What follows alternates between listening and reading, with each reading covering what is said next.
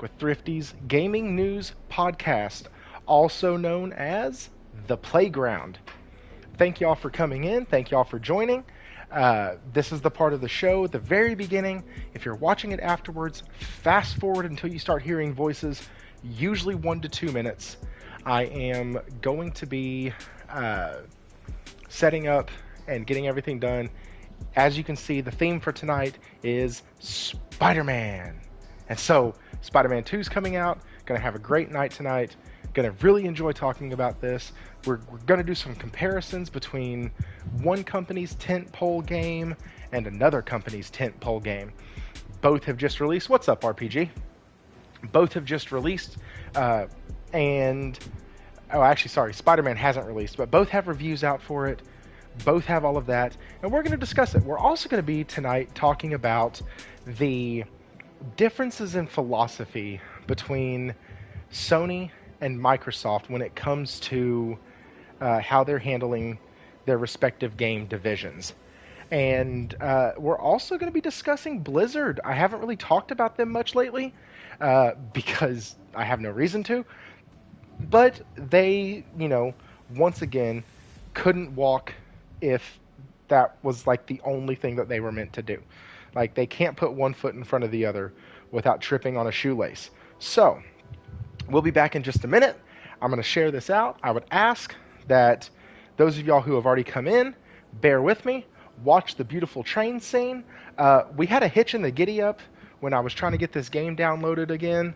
The game only downloaded the PS4 version because I'm slightly moronic and I didn't select the PS5 version. So, that's my bad, but we still get to see this as the background. Enjoy the music. Once I actually get in the game, the music will fade away because copyright strikes and all that fun stuff. So, with that being said, what's up, Sin? We are about to go off tonight. We will be back in just a couple minutes. Let me get this stuff shared out, and I will be back. My co-host will be here in about 10 minutes, and it is going to go down tonight. How many folks are hyped for Spider-Man? Like, I just want y'all to, tell you what, let's start off by posting your most favorite part of Spider-Man or Miles Morales in the chat. Let's talk about it. Hey, Sin, I'm just glad you're doing good, man. And I will be back in just a minute.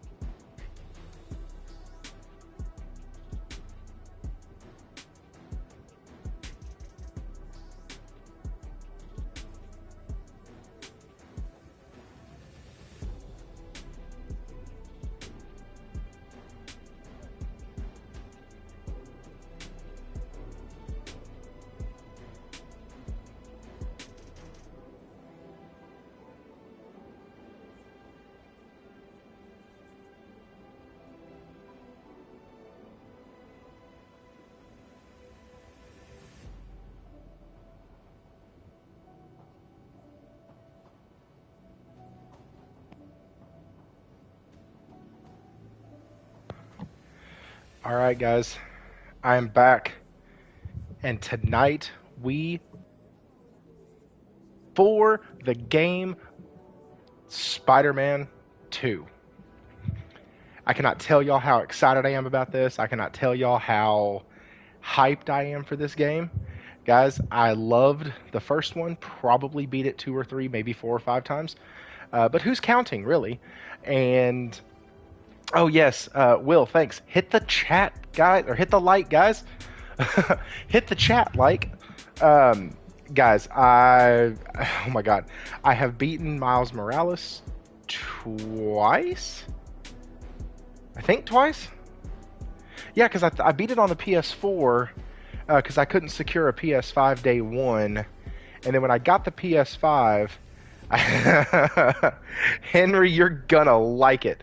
Don't worry, we're also going to be talking about Blizzard and by extension ABK, and then we're going to be discussing the different philosophies of Sony and Microsoft when it comes to just how they handle their gaming divisions. Because it makes me scratch my head sometimes from both of them. That's the other thing, guys. If you're new here, I want y'all to know that we do lean PlayStation. Like, I'm not going to bullshit. Like, we do lean PlayStation. I'm a PlayStation owner. I'm a PlayStation fan. I'm a PlayStation supporter. But just because I lean that direction, I generally call out both sides pretty equally and pretty samesies, to be quite honest. Mainly because they don't pay me. And so I don't really care. I am in it for the games. I am in it for the gamer. Unlike some people who have talked and have said they are selfish gamers, I'm not really a selfish gamer. I want the best games to be played, and the best games are on PS5. So it's just a fact, and it's kind of an irrefutable fact. And we're going to get into that a little bit. So, with that being said, what is y'all's hype level for Spider-Man 2? Let's ask that. Oh, Warawana, hello. Toolman, saw you. That is being a selfish gamer. What's up, gamer of light? Getting your drink on. Hey man, you do you, dude. 10 out of 10 hype level from RP. Yeah, I'm not gonna lie. I watched the Digital Foundry thing today, and my God, I have not seen grown men gush over a game like I saw that. So much so, listen to this crap. So much so that it's finna sell like crack, bro. I think it's gonna sell more than crack, to be quite honest with you. But Digital Foundry loved the game so much and loved what Insomniac did that they're giving it the Last of Us Part 2 Naughty Dog treatment, where they're going to be taking parts of what Insomniac did and making extra videos about those things. Like the ray tracing and the ray tracing reflections and how they were able to do all their stuff. I'm going to get on video and cry like dude did for Phil Spencer! Phil Spencer! Phil Spencer! I actually watched that whole clip and I didn't even realize that he cried at the end of the damn thing. Had no idea. And what sucks is Ginger Prime was on the Saltiest Gaming podcast last week. The dude's a nice guy. I just disagree with him vehemently on most of his gaming takes. But he's a nice guy. Just goes to show that things can be nice and not really be that great. It's the same thing with video games. Video games can be fun, but that doesn't mean they're great.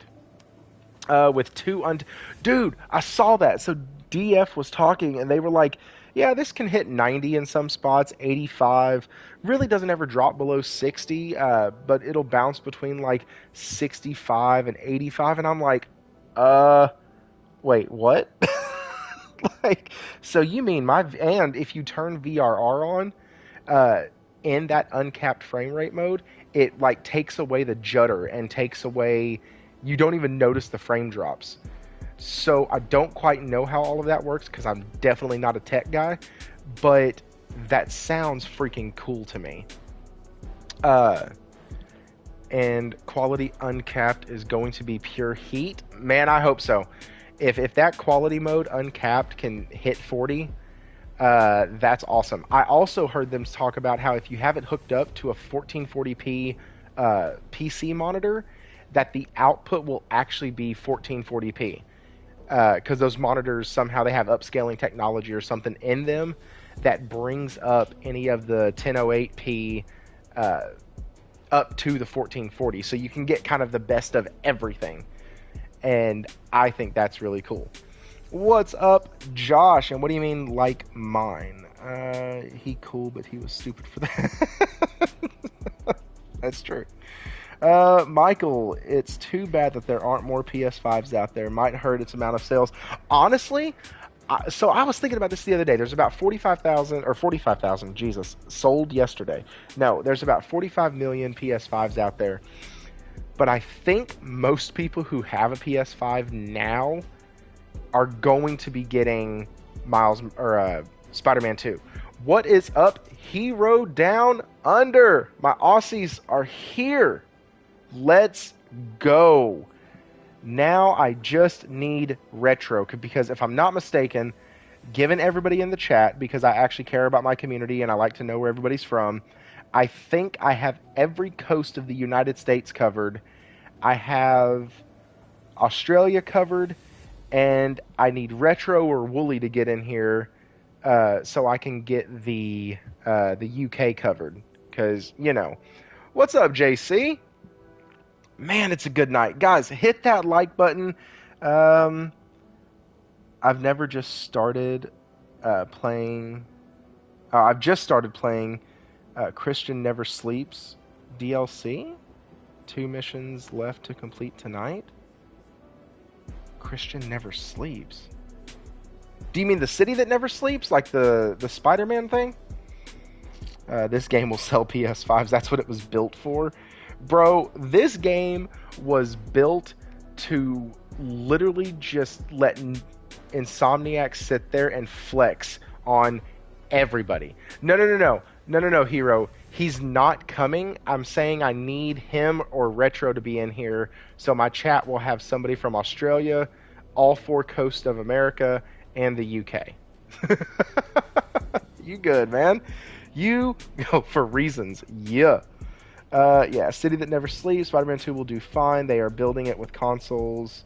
It will blow up over the holidays. Dude, I think this game is going to come out within the first 3 days. I think it's going to sell 10 million copies. And I'm almost wondering if... Oh, heck! Wara, I didn't know you were from Australia also. What's up? But yeah, I had no earthly idea that you were from Australia. That's really cool. I love it. I have like a little Australia crowd here. This is fucking great. That's awesome. I, once again, love community, and I love gaming. I love it, guys. I'm not even kidding. It's one of my favorite hobbies. It's something I've been doing since I was literally old enough to hold a controller. Playing Tecmo Bowl and Mario and Duck Hunt and like all those wonderful titles. Playing Donkey Kong that I freaking hated. I hated Donkey Kong on the regular Nintendo. Playing Mike Tyson Punch-Out, RBI Baseball, the original Gauntlet. Like, I've been playing since the regular Nintendo. And guys, I cannot tell y'all, this game, outside of Final Fantasy VII Remake, this game probably has me the most hyped I have ever been for a game. And it might eclipse Final Fantasy VII Remake because of how I got the game. So with that, before we get into this, Will's about to jump back in, but before we get into this, there's a few things I want to say. So I'm big on community. I'm big on the gaming community. I love a lot of the people in it. On the TSGP we talk to each other like we're brothers. Like seriously, Will, Nelson, myself on this show, we talk to each other like we're family. And a lot of times we don't have people in our like daily lives that we get to talk to, and about gaming at least. And so this is a huge outlet for all of us to be able to share our passion and share our love for games. Um, you heard me allude to it on last week's show. Some stuff happened, and is the music of the game too loud? Real quick, is the music of the game too loud? Somebody answer that in chat for me. Um, Ginger Prime, what? Where's he? Is he in the chat? Phil Spencer. No. Anyways, serious moment, real quick. No, it's good. All right. So, serious talk, real quick. We've been going through some stuff at our house. Finances are not good right now. Bad thing happened. Wife got laid off, so that's kind of a thing. She is trying to start up her own business, but we weren't expecting that to do anything up until 3 to 6 months down the road. But we're trying to get that done now. So basically, I reached out to the Saltiest Gaming podcast because we're all in a group chat together. Been hanging out with those guys for almost over a year now, I believe. I think it's a year. Heck, I think it's a year this month, actually. Anyways, so been hanging out with those guys for about a year. Been talking to a couple of them for a little bit longer than that. And I just sent them a message saying, hey guys, I won't be getting Spider-Man. Won't have a lot to say on the show after it comes out, just because I won't be getting it right now. Told them what I just told y'all about my wife and all that. And then left it. Everyone was like, cool, no big deal. You'll still have some stuff to say just because you're a gamer, so you don't have to just play it to be able to talk a little bit about it. Cool, good deal. A little bit goes by, and I tell Nelson and Will, because I game with these two on a regular basis. And we also chat and talk throughout the week and all that. This is even before the Discord. And so Will, because he is generally one of the luckiest people I've ever seen when it comes to games that he gets and things like that, he found an inn where he was able to get me Spider-Man 2 with the DLC and all of that. And so he didn't know if it was going to be a sure thing. And yesterday around 2:30, he messaged me, says, hey man, it's a sure thing. I got your copy of Spider-Man 2 secured. Mind you, I didn't ask for any of this at all. As a matter of fact, when Will and we were playing Gotham Knights on Monday, or Tuesday, it was Monday, because he told me all of this, and I was just super excited that he found another copy, because he didn't tell me at the very beginning that he was giving it to me. And so he looks at, and he's like, dude, you'll never believe this. I got my in on another copy. Buddy of mine doing this, has this, but wants physical. So he's also doing this, and then he's getting this. And I'm just like, dude, that's fucking awesome, man. Because you just got like 2 Zelda controllers. You got 2 copies of something else. I can't remember what it was, but like, dude, that's freaking awesome. I was super excited for him because he was only going to have the physical or the digital from the collector's pack, but he's going to end up getting the digital and the physical. And so, like, I'm sitting here just telling him how awesome it is for him and all that. Didn't even think anything of it. And guys, I swear to God, I didn't. I'm not that person. And he was like, Thrifty, shut up. Because I was just like, dude, I'm super excited. What's up, Byron? And he was like, Thrifty, shut up. What I'm trying to tell you, if you listen, because I was just super hyped for him. He goes, what I'm trying to tell you, if you just listen, is that I'm going to give it to you on Friday if it goes through. And if everything works out. Well, Wednesday, he messages me about 2 o'clock in the afternoon, says, hey, man, I got it secure.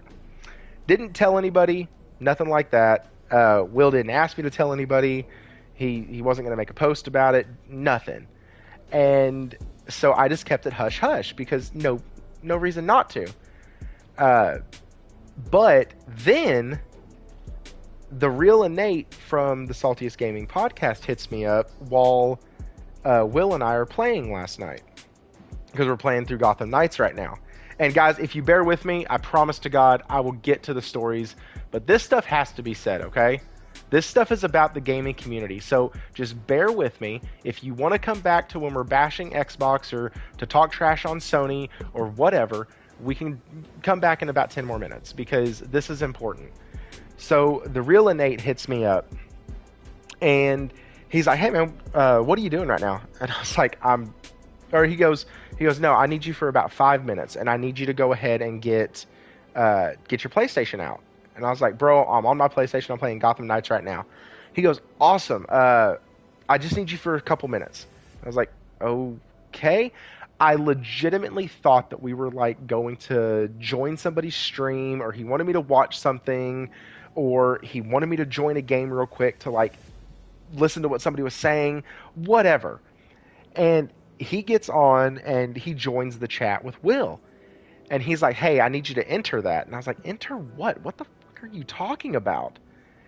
And because there was like a delay on my phone, and he sent me a message, but it hadn't come to me yet. And he ends up hitting me with a PlayStation code for a gift card to the PlayStation Network. He hits me with it, and it's $10. And then it clicks in my head what he's doing. And I'm like, "Dude, you don't need to do that. You don't, no. Stop. If you're doing what I think you're doing, just stop." Because Will told me earlier that he secured me a copy kind of the same way that y'all are doing it. Like, please, let's not do that. I don't need it. It's fine. And he goes, "Well, I got with the guys from the Saltiest Gaming podcast, Salty, Kofi, Jez, himself, and also a really good friend of his best friend, Morgan. And they all got together, and he was like, we pitched in money to be able to get you the Spider-Man. And it's not even just the regular Spider-Man. We got enough to do the deluxe edition, so you get all the suits, you get the things and all that." And he was like, "The money's already there, and it's yours." And I was like, "But Will already got me this." He goes, "Man, somebody losing their job takes a lot to recover from." He goes, "You really want Final Fantasy VII Rebirth. You've talked about that game more than anybody I know. And just put this towards that then, and use this for that pre-order when the pre-order drops." And so, guys, when I tell you the gaming community is not full of just assholes and idiots, there are a lot of good people in it. And like, I didn't ask for any of this. I didn't pander for it. I've never asked for anything except jokingly. I asked when somebody commented on how bad my old microphone was. I commented as, "If you want me to get a new microphone, I'll send you my Cash App." So that's all I've ever done, and that was a sheer joke. And I think I went out 2 weeks later and got my own the headset I'm using now. So it's hard for me to talk about this without getting a little choked up, because I would have never in a million years expected somebody to do that. But I also would have not only not expected it, but not expected that shit twice. Like, it happened twice in 8 hours. So now I have $85 on my PlayStation Network account, and I'm getting Spider-Man on Friday, and I'm completely taken aback. Xbox friends would send $1 for Game Pass. That's hilarious. Oh, thanks for lighting it up, F YouTube. Oh, I just realized what your name says. It says F YouTube. That's funny.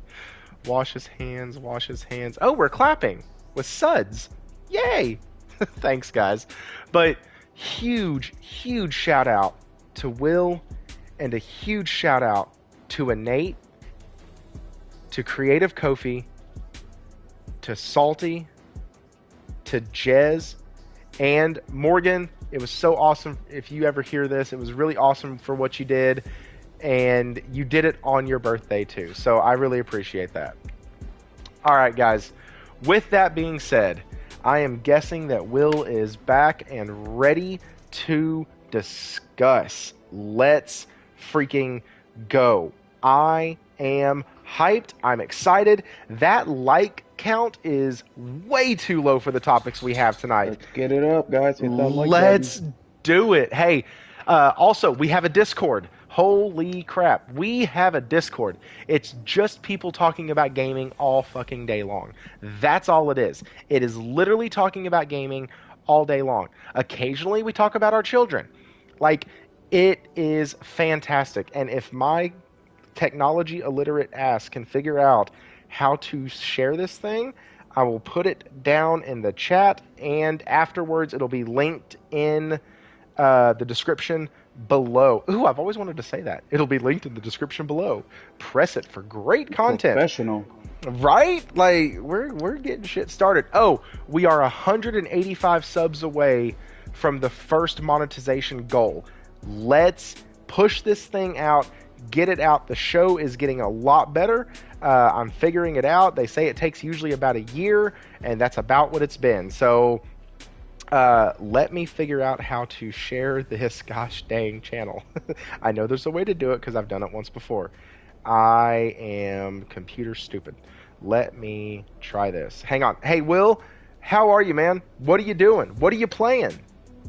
I am doing good, and I'm excited to be here, guys.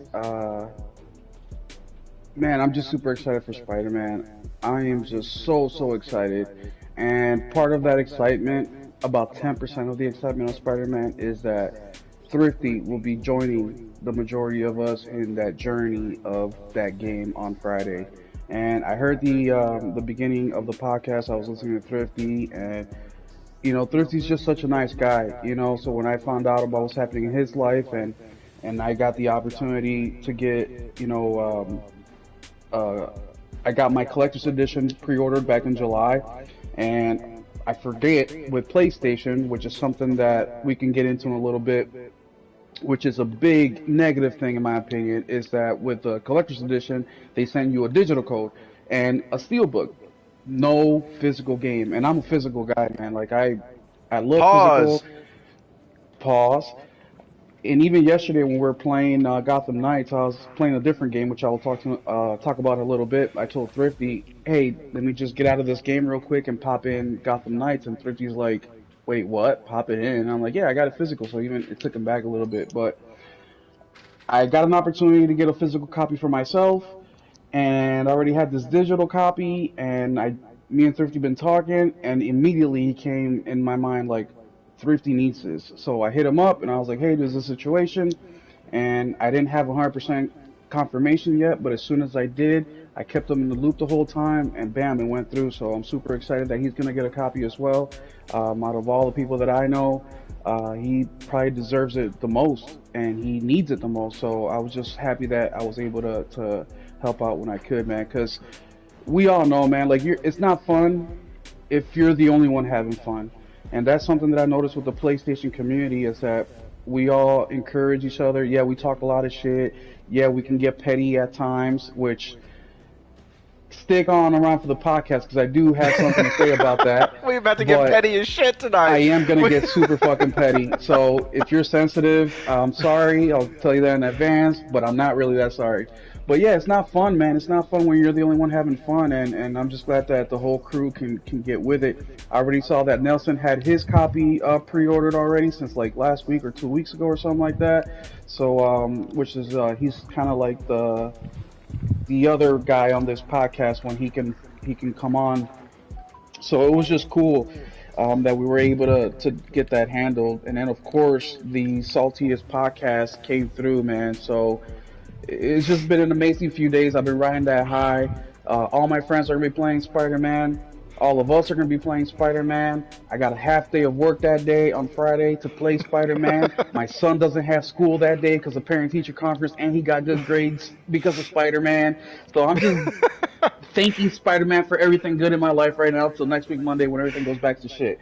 But how has Spider-Man 2 changed your life? It has changed my life in the last 72 hours tremendously, guys. I'm going to write a book about it. But what have I been playing right now? Well, I've been playing Gotham Knights with Thrifty. I did get the game. I don't remember. but it wasn't day one. I ended up getting it on a deep, deep discount through Amazon, I believe it was. I paid like 17 bucks or 20 bucks for it, and I got about 10 hours into it.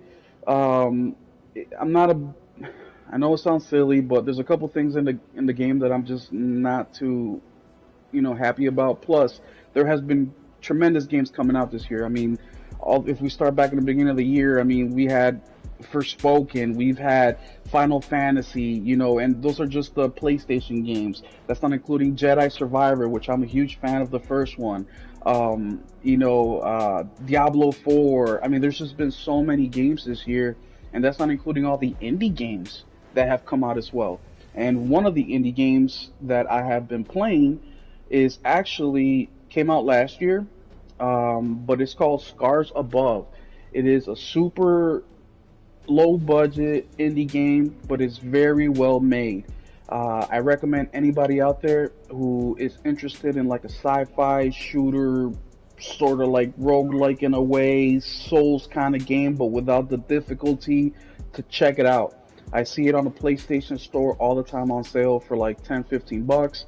I ended up getting a physical copy of it for free actually, but it's a great game, man, and it's short. It's roughly between 7 to 10 hours, somewhere in there.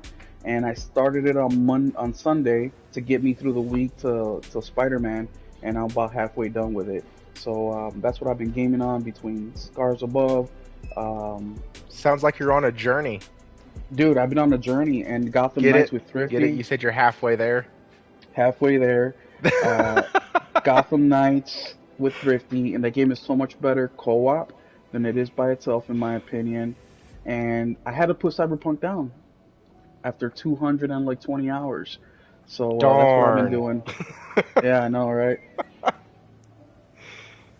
Oh hell, Oh, we got here, check Warwana it out, join the dude. Discord. What's up? Yes.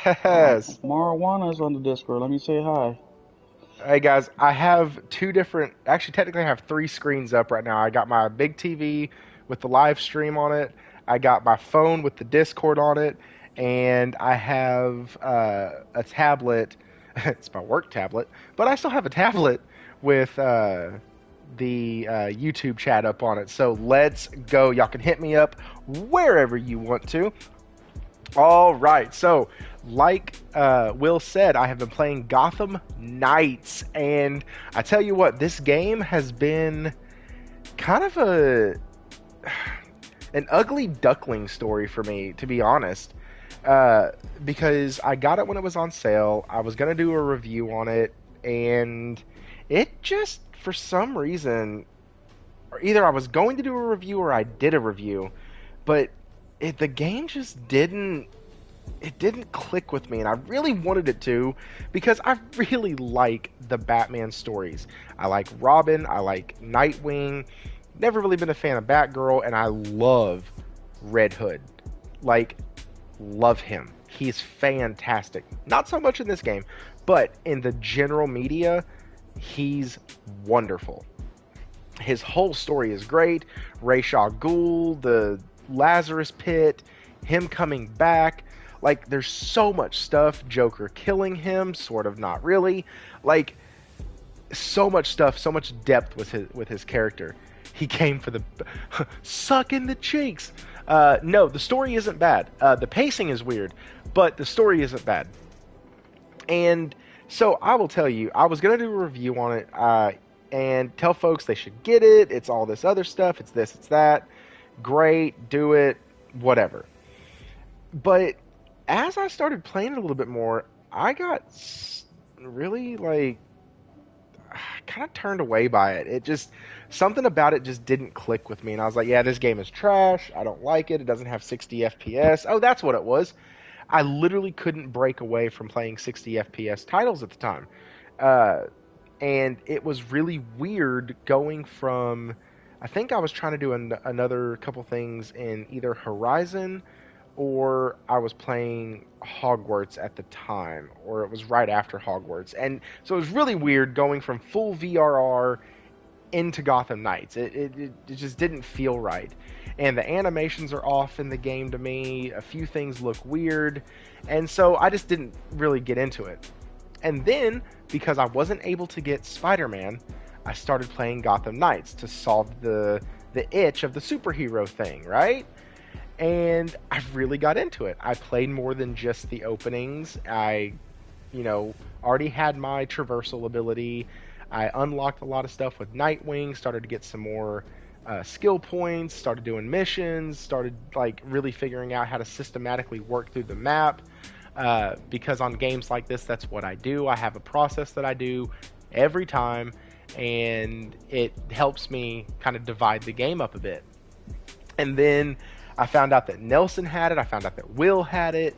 And so I've been playing all freaking week since like Saturday night or Sunday night. And I can't put the stupid thing down. I love it. It's so, so fun. Now, make no damn mistake. In 2 days, that game is going to be put back on the shelf. And I will finish it later because I don't care. I'm playing Spider-Man 2. And Thrifty, just to touch on that too, and I mentioned Scars Above, and guys, this game is 120 frames per second. So, I mean, a very indie game, like indie game. So when Thrifty's like, hey, let's play co-op, let's co-op this game, going from that to Gotham Knights, it really, like, my eyes were like, wait, what's happening here? Coming from Cyberpunk to Scars Above to, I'm like, what the hell? And that's one of the Dude, you things played that, like a drunk person for the first like 30 minutes that we were on. Like, dude. whoa, why can't I dodge? Why can't I? Why isn't anything working? Messing me up. Sorry to interrupt there. No, you're fine. But it's like your reaction time was so like off because you're playing it in 30 frames per second. It really does mess with you.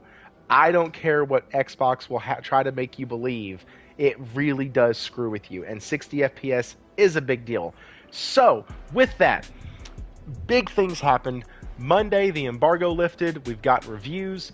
And there's another game that Xbox released. 2 tentpole titles. That's what I'm going off of, okay? I'm not going off of they're the same kind of game.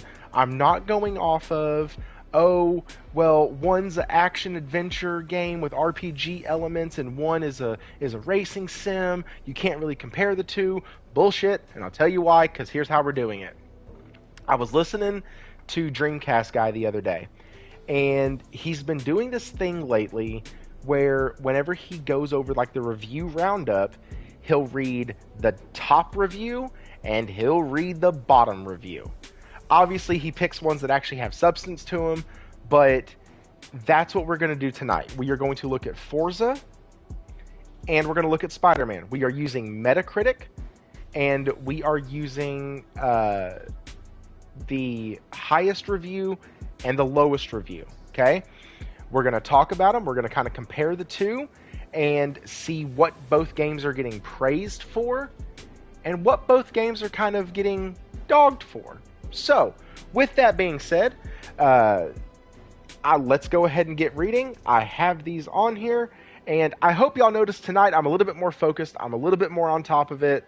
Last week, there was a lot of crap going on in my life that we were still trying to process.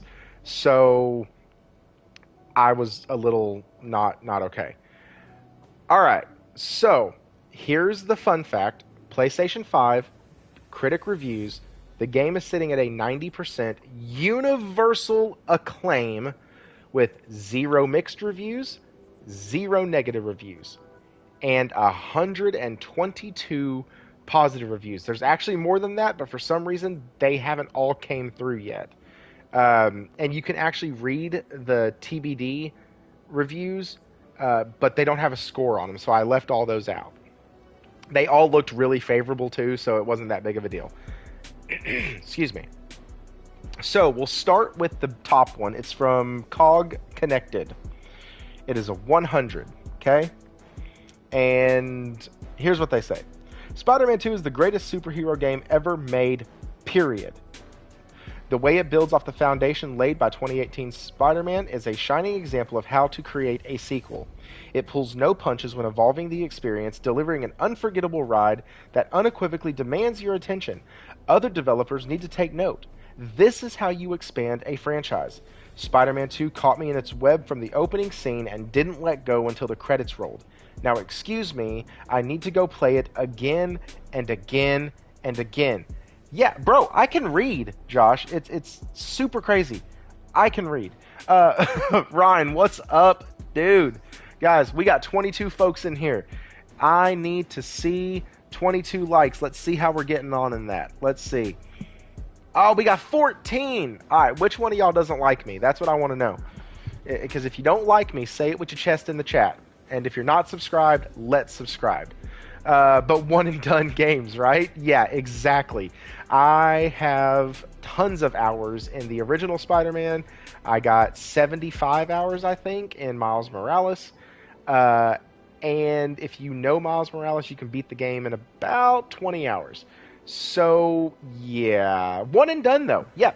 So, that's what they say the top one is this. Will, what are your thoughts on this? What do you see on this top comment? Do you see a guy who shills for PlayStation, or what do you see? I mean, when people say shill for PlayStation, it's hard not to shill for PlayStation, honestly. You know, That's true. I almost spit my water. when you're thinking about professionalism and quality and giving people what they want, you know, we look at NFL, NBA, MLB compared to other leagues around the world, and we just know that these leagues are the best. When you look at PlayStation or gaming, you look at PlayStation, Xbox, Nintendo, and you know that PlayStation is the best. Not because it's our opinion, it's because it is a fact. So when we look at these reviews in reality, what we should be looking is what is the reviewer looking when they're reviewing the game, what are they looking at in specific? Meaning the mechanics, the gameplay, the story. Because the rest is covered. There's no bugs. The game is running how it's supposed to. The game is doing what they told us it would do. We have taken that for granted on PlayStation, where these aren't even questions that we have, which gives the reviewers the opportunity to really review the game. Where you look at somebody like Xbox, and those things that I mentioned earlier aren't given.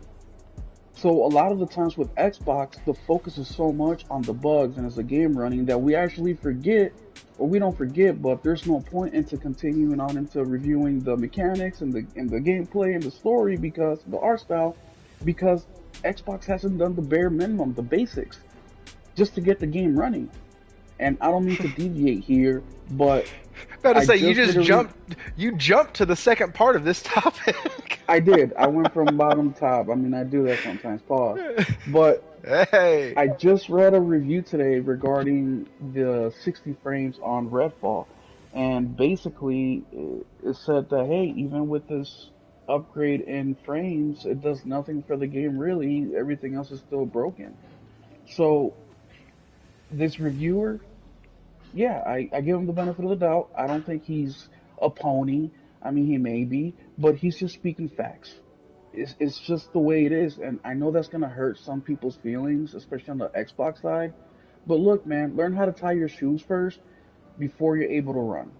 That's And so you weren't here, and I don't think you were listening. But when I was introducing the topic for tonight, and one of the things we are going to talk about is Blizzard, that's one of the hmm things I said is that it seems like they can't put one foot in front of the other without tripping on a yeah, shoelace. yeah, But we'll get to there. So that was the 100, okay? And there were several 100s, but that was just the first one that actually had like meaningful text to it. and I Because want to get here's back to when you're done with that, 50. I want to get back to the rating and the PlayStation and Spider-Man and all that stuff. Oh, absolutely. No, we're still there. Um, so now we're going to be reading the bottom one. It is an 80. That is the lowest anybody has rated this game. Point blank, period. The lowest is an 80. Okay, it's from Level Up, which I don't usually like Level Up's takes, but anyways. Marvel's Spider-Man 2 excels in delivering a spectacular combat system and seamlessly fluid traversal mechanics. The game truly shines when it lets you swing through Manhattan's cityscapes at breakneck speeds, a thrilling highlight of the experience. Yet, where Insomniac Games stumbles is in the narrative and certain design choices. The inclusion of stealth sections and the over-reliance on cinematic quick-time events detracts from player agency. How the hell am I going to read unequivocally with no issues, but I screw up on cinematic QuickTime events? Anyways, cinematic QuickTime events detracts from player agency. Marvel's Spider-Man 2 doesn't reinvent the wheel, but it also doesn't significantly improve its rotation. First of all, that is a wonderful line. At the end, like, I'm going to use that, but I'm not going to apply it to Insomniac. I plan on applying it to other things. Like, it's just a good line. It doesn't reinvent the wheel, but it doesn't improve its rotation either. That's a good line. So I want to give my thoughts on this guy real quick, and then Will, if you have something to say, please jump on in. I don't care. We'll go back and forth tonight. It's fine. No, go ahead, bro. Go ahead. I need a minute. Actually, I'm gonna use the restroom. Okay. I'll come in So after you. Pause. the game, no, you won't. The game truly shines when it lets you swing through Manhattan cityscapes at breakneck speeds, a thrilling highlight of the experience. Also, he says, spectacular combat design, seemingly fluid traversal mechanics. So, what I'm hearing is most of the stuff I give a shit about in the game is phenomenal, right? It's complete, it's not bug-ridden, it's not any of this crap, it's playable, it's fantastic, the combat is great, the traversing is great, the Manhattan skylines look awesome, the speed of the game is wonderful. Okay, cool. So, what doesn't he like? He doesn't like QuickTime events, and he doesn't like the stealth sections. I'm pretty sure that if you go check most of Level Up's things, he's going to dog on games that have forced stealth, because I get it. I hate forced stealth missions also. I did kind of enjoy, I'm in the minority here, I did kind of enjoy the Mary Jane Watson stuff. I thought her stuff was extremely, like, intense, and was extremely, like, oh, I don't know, it was kind of nerve-wracking in a couple of them, because, like, you have to do it right, you have to not hit things, and so like that. I'm really hoping the movement is a lot tighter, because especially when you were in Tombstone's like hideout, either Tombstone or Hammerhead, I can't remember, I think it was Tombstone, but when you're in his, like, hideout and you have to go around some of the bikes and everything, like, one wrong move with the stick and you knock something off, and not even meaning to. It's just the way the chop shop, yeah. It was just the way the body moved and the way the input tried to reposition the body. So, understood, he doesn't like QuickTime events and he doesn't like stealth. Those are the two things that it is. Spider-Man 2 is just as good as Spider-Man 1 and Miles Morales. That's what his thing told me. And if that's the worst you're going to do, that's a pretty damn good game in my opinion. Like, if you just looked at me and said, hey guys, God of War Ragnarok is going to be just as good as God of War 2018. It's not really any better, not really any worse. It's going to be just as good. That game would have still had me in my seat day one, because those games are phenomenal. And so I don't need you to reinvent the wheel. I just need you to give me a great game. And they did that. So that was the worst, the absolute lowest score that was given. That's Will, insane. what are your thoughts on this low score? So I'm gonna take a few minutes with this one, because this is gonna go. So this guy right here, talking, and I saw a lot of Xbox talking about this. Like Doc Dark, he was like, "Well, let me get my circle and triangle buttons ready, for Spider-Man. I got it pre-ordered." Like, okay, funny, right? I love that he has it pre-ordered. That's hilarious. Yes. Well, of course he does. Of course he does. Like I said this a couple podcasts ago, it's like all these guys shit on PlayStation, but as soon as PlayStation comes out with a showcase or state of play or anything, everybody is wearing their finest clothes, all their jewelry, they're sitting up straight with their chest out, and they're having the times of their life. And then once the show is over, then they remember, oh shit, I am a bot. Let me start bashing on shit. But the quick times with this guy, every single reviewer, and I haven't played the game yet, so I'll be the judge of it. But every single reviewer that I have listened to, which is a lot of people, and I've actually been listening to reviews for about a week now because I have been going back to reviews for things like Ghost of Tsushima, the first Horizon, God of War 8. Like I've been going through a lot of reviews because I like to, we all see these reviews now, but I like to go back to the older ones because it means that I have played the game since then, and I also get to reflect on what they said, and that's how I figure out what reviewers to trust. Because if I can go back to an old review from 2018, and based on their review of what they said and what I have played, I can match up my opinion and see who I can trust. But what this guy is saying, or all reviews that I saw, they're all saying that QuickTime events are less of them, which means that you're way more involved now in some of these big cinematic moments that are happening in the game. Another thing that I saw that was pretty common knowledge between the reviewers is the sneaking around and stuff. They have made it better. So, give an example. We've seen this on, for some people, it may be a spoiler, but I've seen it everywhere. Seen it on YouTube. Part of a lot of people's reviews is the Mary Jane sections. She's actually got a taser gun now. She's actually fighting now. She's doing some things that she did not do in the first Spider-Man. So, just based on that little bit of information, without playing the game, shows me that this guy is just looking for reasons to bash the game. And you know what? That gets me even more excited because if those are the things that he's bashing the game on, it just means that the game is that good. Right. That good. That's kind of what I took away from it. Like, man, if that's the thing that you're gonna harp on, cool. Like, because I don't give a shit about QuickTime events. I will do them and I will have fun with them. And Absolutely. some people also a QTE is not always like three different buttons, and sometimes it's a slow cinematic sequence where you have to latch onto a few different parts and move stuff out of the way, and like stuff like that adds to the experience to me because it's like a break in the action, and it's kind of like that bullet time speed that you get to see everything at, and I love that. I love the cinematic choice that that's done with. It Um, adds to the pacing or takes away, so and Insomniac is great at QuickTime events, just like Santa Monica is great at QuickTime events. But something else, Thrifty, how many of these guys have we caught where they're playing, they're like, oh, this game is so easy while they're playing on easy mode.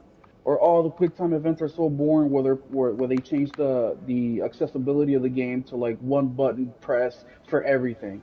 And that's something that they Dude, try to folks were clown. doing that with Final Fantasy 16. Oh, Exactly, that's what I was the gonna say. combat's so easy. It's so all you got to do is press square. Yeah, you have all the shit set to auto. Like, Hmm. yeah. Of course, Don't it's gonna do that.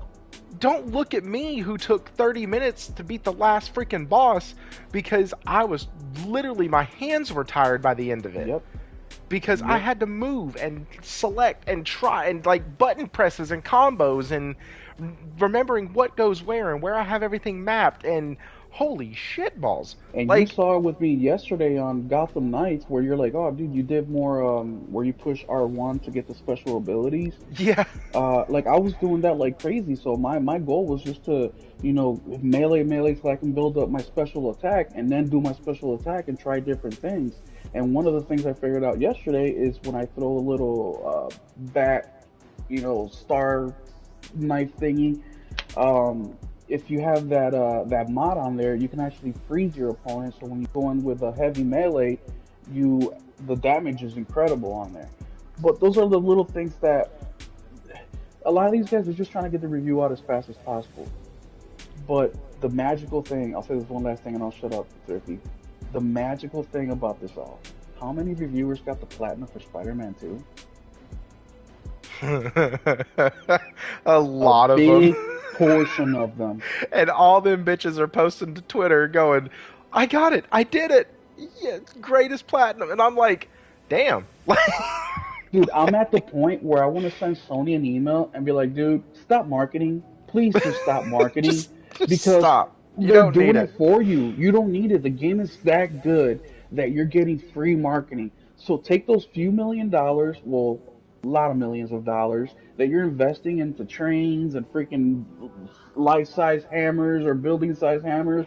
Take that money and make me another freaking AAA banger or AA banger or No single A doubt. banger. Like, listen, I thought you were going to go a different direction. Like, Sony, stop marketing. Stop. They're already dead. Just quit. They, they, they don't need to do anymore. Retro, what's up, dude? Now I'm confused because now I Give think me a there's minute. two retros. So retro gaming, are you in the UK? I'm guessing you're not because you have a Texas Longhorn profile picture on here. Uh, there are two retros. Dear God Almighty. So there's two Nicks, there's two retros. Listen, thank God there's only one Josh. That's all I'm saying. Put it into factions. Yeah. Uh, that's funny. So like, no, it's nuts to me that the worst thing you can say are QTEs, and PlayStation has been having QTEs as far back as I can think. God of War, wasn't God of War like the one of the first ones to make it like really really popular? Like I think God of War was.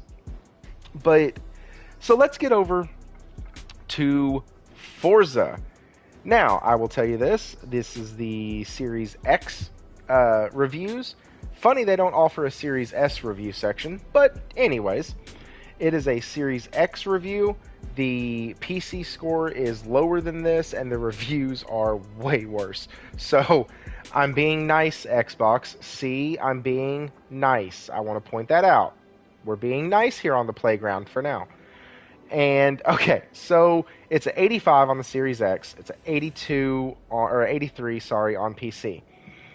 And it gets generally favorable. Positive, it's 69. Pause. It's 69 positive reviews and 3 mixed reviews, 0 negative. So that's good. That's good. We're on to a good start. And let's go with this. This review is from Twinfinite. Okay, we're going to start at the 100, and I think we're going to do the same thing that we did. We'll talk about the 100, and then we'll go into the low one. Okay, so Twinfinite says, where so many games make me feel like I'm left wanting. Forza Motorsport left me feeling excited for the future, not the current. Sure, they'll continue to add cars, tracks, and races to the existing title. They were supposed to be there from the beginning, but seeing where we are now compared to where I thought was the top was nearly a decade ago leaves me feeling hopeful that as technology continues to press forward, Forza Motorsport will always be right there pushing it.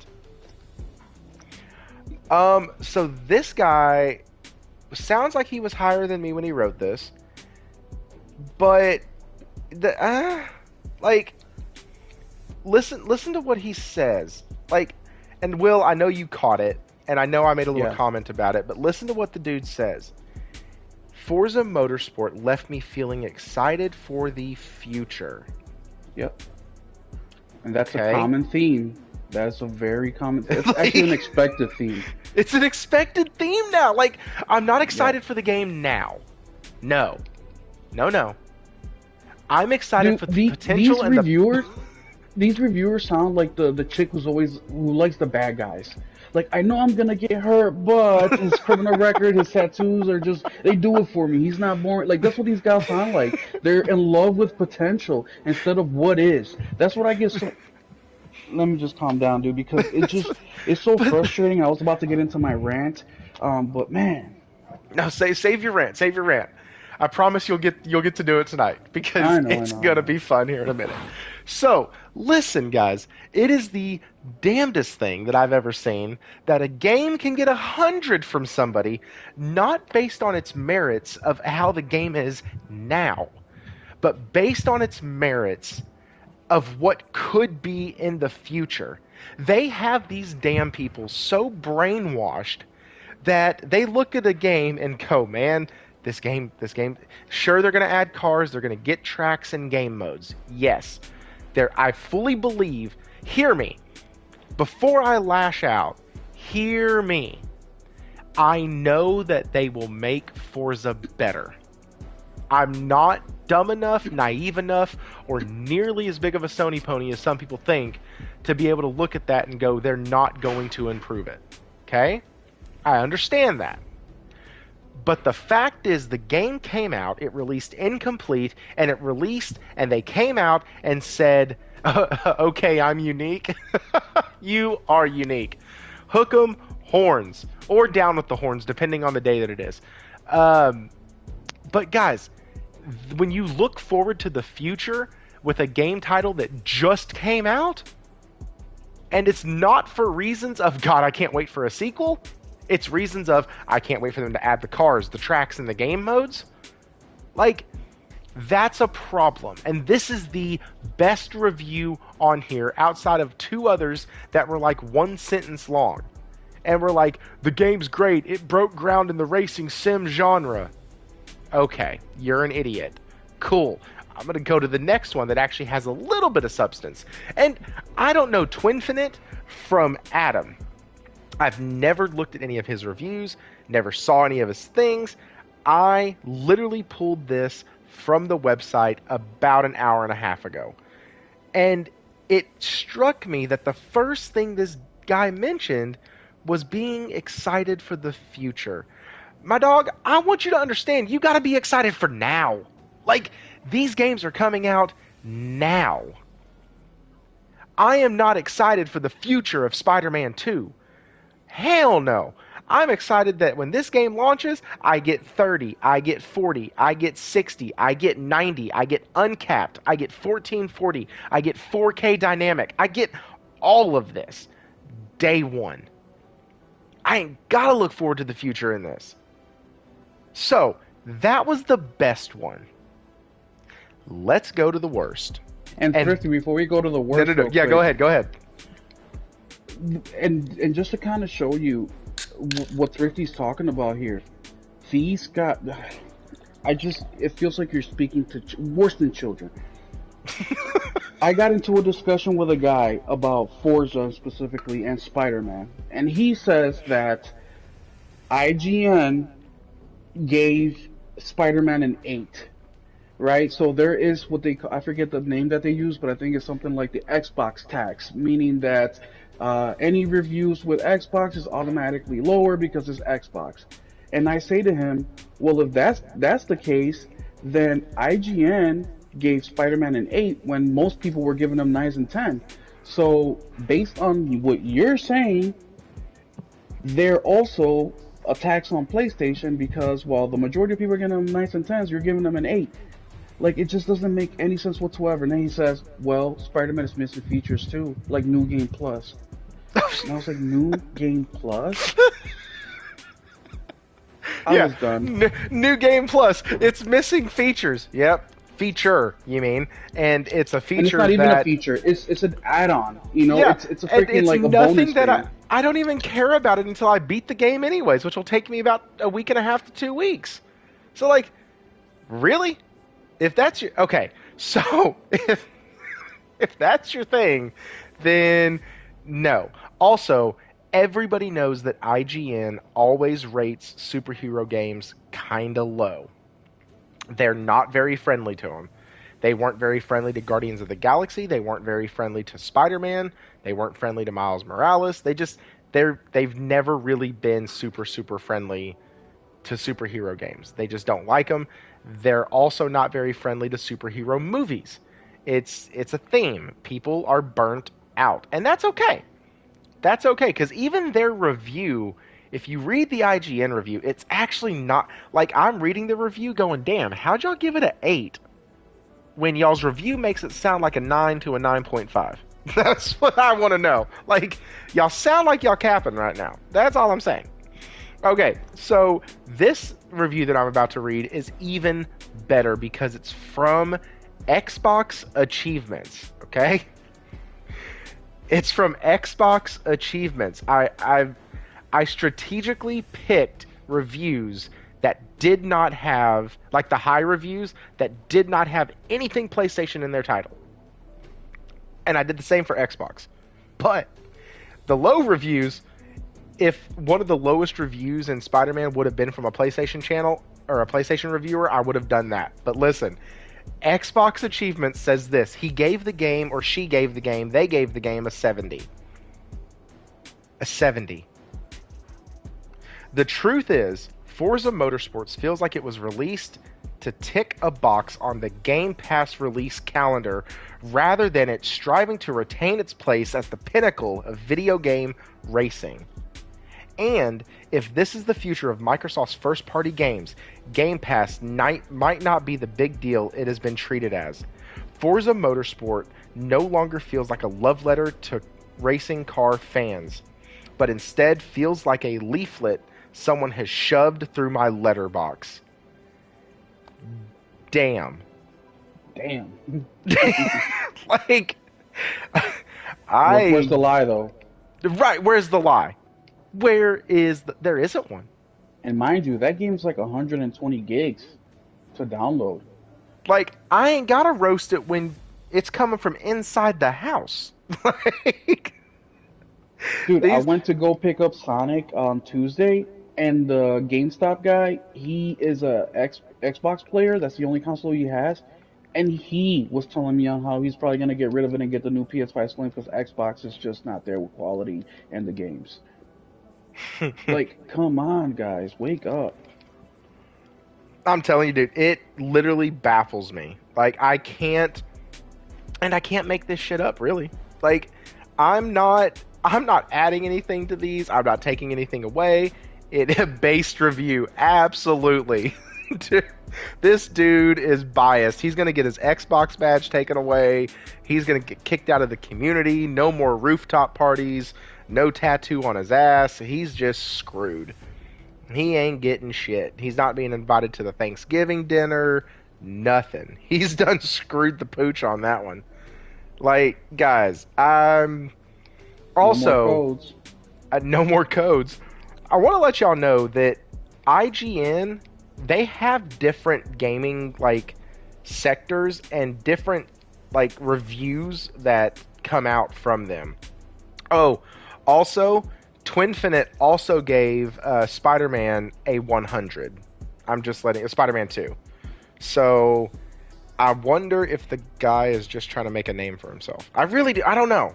I don't know the guy, but it's always fishy when people do that. But like, how you gonna? Never mind. How you gonna put this in the same league? I just don't get that. So, like, reason why I say that IGN has multiple things and multiple people that do reviews is because as I was going through the reviews, IGN Italy gave it a 90. There was another IGN that gave it a 90. I can't remember who it they was. Put it in the same league because, you know, they talk about us with our pettiness and console wars, but they're the biggest ones. They're the biggest ones. You know, like for this, are we going to talk about Game of the Year and the Game Awards? Oh shit, we can. Yeah, we'll add that to the docket. You know, they're talking about, you know, how, and this is the sad part about it all, guys. They're talking about including Starfield because it's a petty pick. The fact that we all know that it's a petty pick, and even though it doesn't deserve it, but let's not forget, guys, the first year of the console, Xbox won Publisher of the Year. What a slap in the face when they had not one freaking published game that year, first party. Like, while PlayStation over here, Miles Morales, Spider-Man 2018 Remastered, Ratchet and Clank, what's the dungeon game?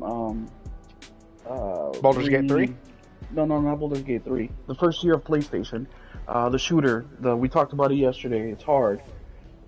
The dungeon game shooter. We talked about it yesterday. Where you die, you start all over again. Oh, Returnal.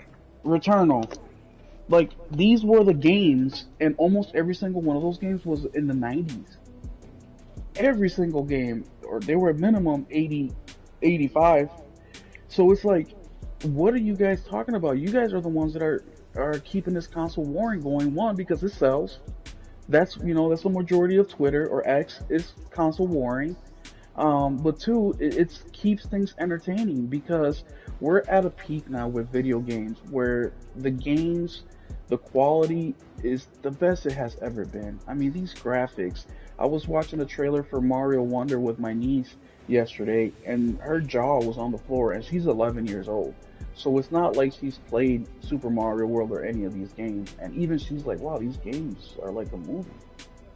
So we're just to a level now where it's big money, big business.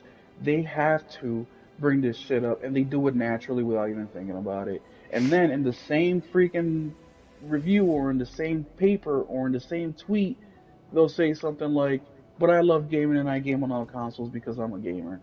This is not no console war shit. I'm like, the hypocrisy is This strong with is this one. Phil is the Dalai Lama. this is the guy's name, by the way, who reviewed Spider-Man for IGN. Which, by the way, I want to point out that IGN, the main one, is the only one to give it below an 85, and they gave it an 80. All the rest of them, Brazil, India, some place that has an A at the first name that I can't pronounce, all of them gave it a 90. So, anyways, also the guy wrote a review for uh, Guardians of the Galaxy, and he wasn't very favorable to that either. The guy doesn't like Marvel, I don't think. But, anyways, that's enough of that dude. I'm not giving him any more press. Oh, He's an before I idiot. forget, Thrifty, also, Insomniac, Marvel, Spider-Man is the only ones that are keeping Marvel alive. Because all the shows, or majority of the shows on Disney Plus, suck. The comic books have been sucking. The movies have sucked. They're the only ones that have kept this IP going with quality, great storytelling. So that's the even sadder part about this is Insomniac is going above and beyond the gaming industry. They're going into the overall entertainment industry with the way that they're making these games. And let's not forget, Wolverine's around the corner.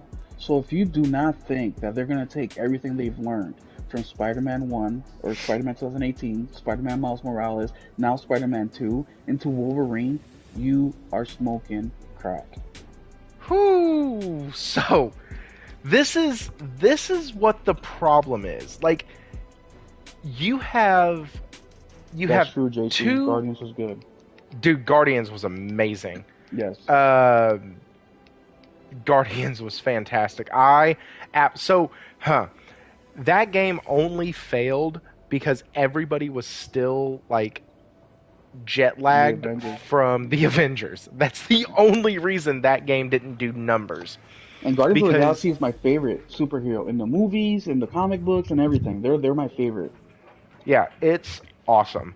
And they did perfect capturing the kind of not I don't want to say that capturing the essence of the characters. But like seriously, when you read Guardians of the Galaxy or you watch the movies, like there is a certain essence that those characters have to them. It's just like with Spider-Man. What's the hardest thing about the Spider-Man, especially in the movies? It's getting down both aspects of Spider-Man. Right? It's getting down both. What's up, Byron? Did I already say hi to you? I think I did. Anyways, I love that profile picture. That's cool. But like, you get into these. Oh shit! I derailed myself. Son of a gun. I was thinking about it, and I got off topic. That's my bad. But so the tale of two companies, right? You have one that releases these games, releases these bangers, releases all of this. Nobody has to apologize. Nobody says, I'm sorry. Nobody says, hey, we're having to work on the game. Hey, it's not going to come with half the shit it's supposed to at launch. Yeah, we're sorry. We're this, we're that. We're still learning, guys. We've been making games for 30 freaking years, but we're still learning, guys. We're so sorry. 23 No, no, to no, be no. exact. Do what? 23 to be exact. 23. Hey, speaking You're of an that, adult, for God's sakes. 23 is how many people we have watching this. Oh, Let's nice. Hit the like, guys. go. And subscribe if Let's you haven't. go. Yes. Oh, Outsider Gaming Night. Hey, I didn't call you Outside Gaming Night tonight. I am making progress. Uh, Phil has had his job for 10 years, but still learning. Yeah, I fired his ass already. And that's Oh, not... Thrifty. Yes. Today, another thing while we're speaking of two freaking Another one. companies. Yesterday, Warrior put out a tweet that today Best Buy was going to be releasing some more Spider-Man plates. And I've been dying to get a hold of these, and I do not want to pay the 150, $200 that they're charging on eBay. So did you get them? So, no, I did not. So I Aww. went to Best Buy at 9:50. The drop was going to be at 10. 10 o'clock came around. I'm already there, ready to add to cart. I'm trying. It's still not available. 5 minutes later, Warrior puts out a tweet. Hey, the time got pushed to 10:30. Cool. I set an alarm clock. I get back to work. I'm working.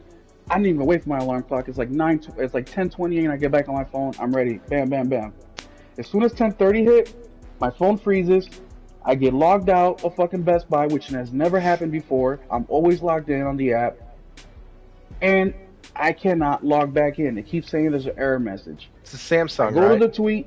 No, it's not a Samsung problem. It's that the damn app crashed. On your phone, right? What other gaming company makes a Best Buy, one of the biggest retailer in the world in electronics, crash? And this isn't the first time. We've seen this over and over and over and over again. No other company makes this happen. None. People are complaining, of course, and I respond to one of the comments because they're saying something like, I can't believe Best Buy IT, they need to step it up. I'm like, look, listen here, honey. I'm in my old man wisdom voice in my head while I'm typing this out. Best Buy ain't gonna fix this shit. They're not gonna stick the resources because they don't have to. Because PlayStation puts a product up, Best Buy doesn't give a fuck who buys it. They just care that they sell out, and they will. So they're never gonna invest. Because if they did, this isn't the first time it's happened. This has been happening since COVID. Since 2020, we've all been having this problem, especially with acquiring a PS5.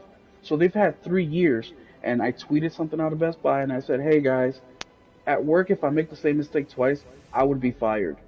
This is 3 years in and you still haven't fixed this shit. But what other company shuts down Best Buy, Amazon, PlayStation Direct, Walmart, Target, you name it, Ant Online, you name it, they shut that shit down for a $64.99 piece of plastic. Nobody does that. PlayStation does that shit. I knew a girl once. No, I'm just kidding. Oh, that was funny. Pause. Speaking of that, 19 inches of black Venom looks freaking sick. This one looks so huge in my hand. I saw somebody post it, and the way they had it positioned, it looked like it was a stand for the PlayStation.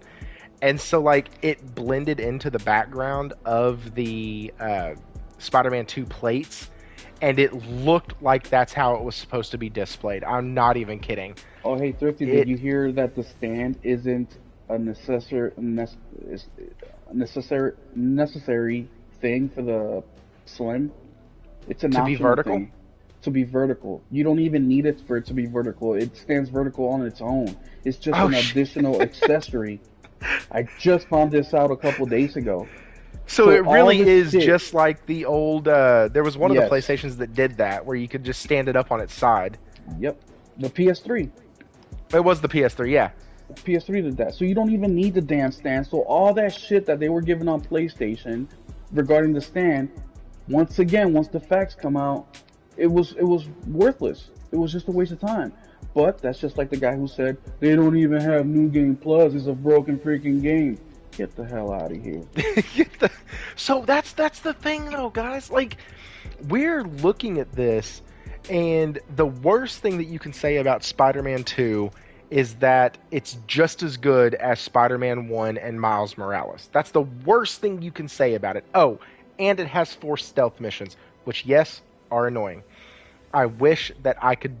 I love the story that's given in them, and I love the suspense, but forced stealth does bother me. I want a button that lets me just like skip the stealth, but still get the story. But anyways, that's just me. It's because I hate games that make me work too hard for shit. I don't play games to work. I play games to feel like a god. So like that's just me. Um, but if that's the worst thing you can tell me about this game, it's going to be fire. Like, and what's crazy is I'm not worried about this like folks were. I'm not worried about being duped like people were back when Jedi Survivor came out. Jedi Survivor came out and all the review outlets praised it. It was like a 92. It was amazing, and then it released, and we all realized, oh shit, that game is broken. Well, Thrifty, PlayStation has never given us a reason to doubt them No, in no, regards they to have that. not. Never. Not one time in this generation. Not once. Not once. The biggest discrepancy that we saw, which wasn't even that big, was Gran Turismo with the economy. And that lasted all of 4 days, something like that, less than a week, and then they redid it, and that obviously the game shut down for a few hours where people couldn't play it, but that was it. And they try to compare that to all. They try to say, well, that one thing equates to all the bad shit that Xbox has done for the last 3 years. Like, in what world? And I'm a person of action, meaning that you can tell me all the beautiful things in the world. I do not give a shit. I want to see what you have done. And that's why I'm a big supporter of PlayStation because, even with the future of gas games and even the factions and all these things, like even then, I'm not super concerned because their action for the last 15 years have proven otherwise. Yeah, And just a quick, I'll pass it back to you. Just a quick note on factions and Naughty Dog. I've been seeing a lot of people giving Naughty Dog shit, which, hey, I'm there with you because I'm a selfish gamer and I want my games now. I don't give a shit. I want them yesterday. But let's also forget Naughty Dog has released, what, 3 games this generation? 3 games. Last of Us Remake, hmm, Last of Us 2, or not this generation, but the last 3 years. Last of Us Remake, Last of Us 2, and then they're working on, Uncharted Legacy, and then now hmm, they're working on Uncharted Remake 2, or hmm. whatever, which probably won't come out for a couple years while they're working on season 2 of Last of Us. And they're working on Faction. Also, they're working on a new IP. So, Nah, they yes, don't get a pass. They don't no, get a of pass course, I'm for not me. saying they don't. I'm not saying they don't get a pass because they do get a pass because they don't. Because, like I said, I'm a selfish gamer and I want that shit now. But when you compare it to any other, well, when you compare it to Xbox, Let's just say it. When you compare it to the other guys. dude, their So, games are broken. They've been working on the damn game like Halo for 10 freaking years, and this is the shit that we get while working on nothing else. hey, did you know I'm done. season 5 of Halo was out? Did you know that? I don't give a shit. So, here's and this was not one of the topics tonight, but here's why Naughty Dog doesn't get a pass from me. Doing a remaster of a title or doing a remake of a title, I count those as half productions. I really do. Unless it's something like RE4 that completely like changes They're part of the less than shit, half. but like they're less than half. Okay, so yeah, that's why they've been able to push out 4 different titles because only one of those was a complete fucking game that they had to But let's build. be real. The Last of Us One, The Last of Us Part One remake. I mean, that was a complete remake from bottom up. I mean, it's like they put out a new game. Did Only they reason, change the story at all? no, but that's what I'm saying. Okay. They don't get a pass, but what I'm saying, they did put work in. I mean, the AI is completely different. I mean, it's a huge upgrade. It's not just a patch job. It's not just a port. No, it's a completely different Now, thing. you know Um, what? I'll um, give you that. And here's the other thing. I am not going to comment and bash a game that I have beaten 3 other times, but I have not played the PS5 version. I haven't played the remake. So I can't say because I don't want to play it again because I've already beat it 3 times. But I beat it for the first time in 2019. I didn't really, play it during the PS3 era. Yeah, Remember, dude, I used to play freaking MLB The Show and freaking, Oh, that's right. Dude, you my know. wife literally, she hates zombies, she hates anything scary and all that, and I don't play scary games either. But she literally sat and watched me play uh, The Last of Us on my PS3, and she loved the story between Joel and Ellie. She loved like the way it was all set up, and it really helped her like to think of it as a virus and not as zombies because they were infected. They weren't zombies, you know, and they weren't aliens. Well, let's be Uh, real. The story is what made that game. Without the story, that game would have been average at best. what'd you say? What would have been average at best? Last of Us. Without the story, The Last of Us would have been an Oh average yeah, at best game. yeah. But like, my wife hates scary shit too. Just like, dude, I am not like. All of my buddies are trying out Callisto Protocol, and I'm like, yeah, no, I don't. No, no, dark, Dude, creepy lighting that's a good things. game, man.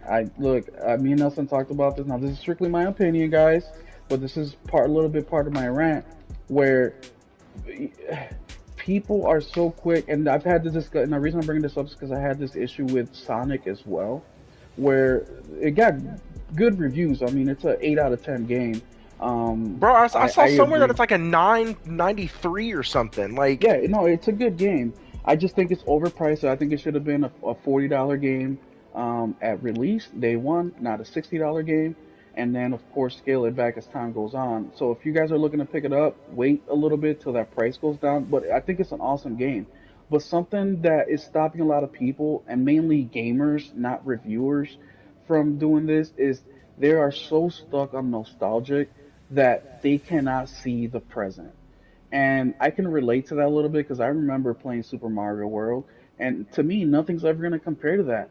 But also, I'm 35 years old. I'm not a 5, 6, 7 year old, off school who's got Christmas break and is playing this game all freaking day for 2 weeks straight. So it's hurting gamers to appreciate some of the games that we have out now that have minor issues, but they're letting those minor issues um, control their complete outlook on this game. And I bring this up with Callisto Protocol because people say it's a trash game, but the main reason that I've seen that people are saying this is because of the dodging. They decided to do something new. You use the R3 button to do your dodging, and you have to time it. It's like, okay, well, if they would have done the circle to dodge, then people would have complained that, oh, same old, used to dodge. So the point is that sometimes you can't please everybody, and sometimes some of the hate is unwarranted. no. Just like Forspoken. Yes, Forspoken has some of its issues, but the demo did more damage than good to this game. And Forspoken, yes, it's not the best game in the world, but it's a slightly above average game. The traversal in that game is awesome. The story is pretty good. The gameplay is it's above average. Like it's a 7.5 So, out of 10 game. real quick, on Sonic, is Sonic Superstars released everywhere right now? Or is it like Yes. a delayed release on some other things? Okay, so cool. No, it's Listen to this everywhere. shit. Listen to this, because I found this funny. So it is at a 9.1 user score, okay? Based Hmm. off of 97 user ratings, which is actually pretty interesting for a Sonic Pretty game to good. get that many. Um, it's Jesus. It's generally favorable by critics, getting a 75. That's not that good. But listen to the reviews, okay? Listen just the numbers. PS5, based off of 43 critic reviews. Xbox Series X, one critic review. Hmm. Nintendo Switch, only two critic reviews. Hmm. Like, where are people playing multi-plat games? They're not playing them on the Switch. They're I'm not playing glad them you on the said fucking that. Xbox. I'm so glad you said that. Where are they Be- playing them? And Dude, you want to look at me and tell me that fuck. Oh, sorry, I'll let you talk in just a second. You no, want you're to good. look at me and tell me that Sega is about to sell out to Xbox? Are you fucking kidding me? Yep. Why? Why? Their shit doesn't sell on Xbox. Where does their stuff sell? Where does it get reviewed? Where do people play it? That's going to be on PlayStation. So buy whoever y'all want. Try to buy as much as y'all can. but certain companies are going to look at you and laugh your ass out of the building like Nintendo did so many years ago. Yep. And go ahead, Will. Sorry. And that's my thing with these bots, bro, is they're so delusional because they keep saying, "Oh, I got plenty games to play, plenty games to play," but what they're really saying is, "I got a lot of third parties to play." But the numbers don't lie. No, you're not. The numbers are showing one review why, just like how a company is not going to port a game over to Xbox, resources they have to spend to get it over to Xbox is not a return. Same thing with reviewers. Why is a big company like IGN or something like that going to stick more than one reviewer on the game? Excuse me, more than one reviewer on the game, where the resources to make that happen is not worth the return. It's just not. So these guys are saying, yeah, we got plenty of games to play. No, what you're saying is you have plenty of old ass games to play. How many times have you beat Halo? And not because you love it, but because out of necessity. Okay, maybe Halo's a bad example because Halo 1, 2, 3 are awesome. So I see people playing that. But something like, Forza Horizon or freaking Pentiment or freaking, any of these other bullshit games, Hi-Fi Rush, you're playing these games over and over again, if that, because you have nothing else. So when you're telling me that, and before the whole conversation was, Xbox is the best play-to-play shooters. Oh, yeah. No, Dude. no, the fuck it's not. No, but listen. That is a mantra that they have had since the original big ass brick Xbox was out. Hmm. It was the place to play shooters. And I will give it to them. They whooped Sony's ass in that department for years. That's because they were developing games. Right.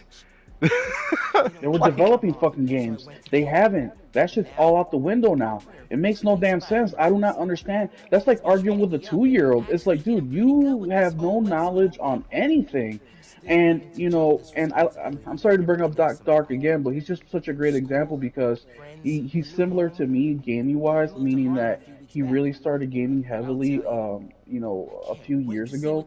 So he's a big component of Game Pass, and of course he is because everything is new to him.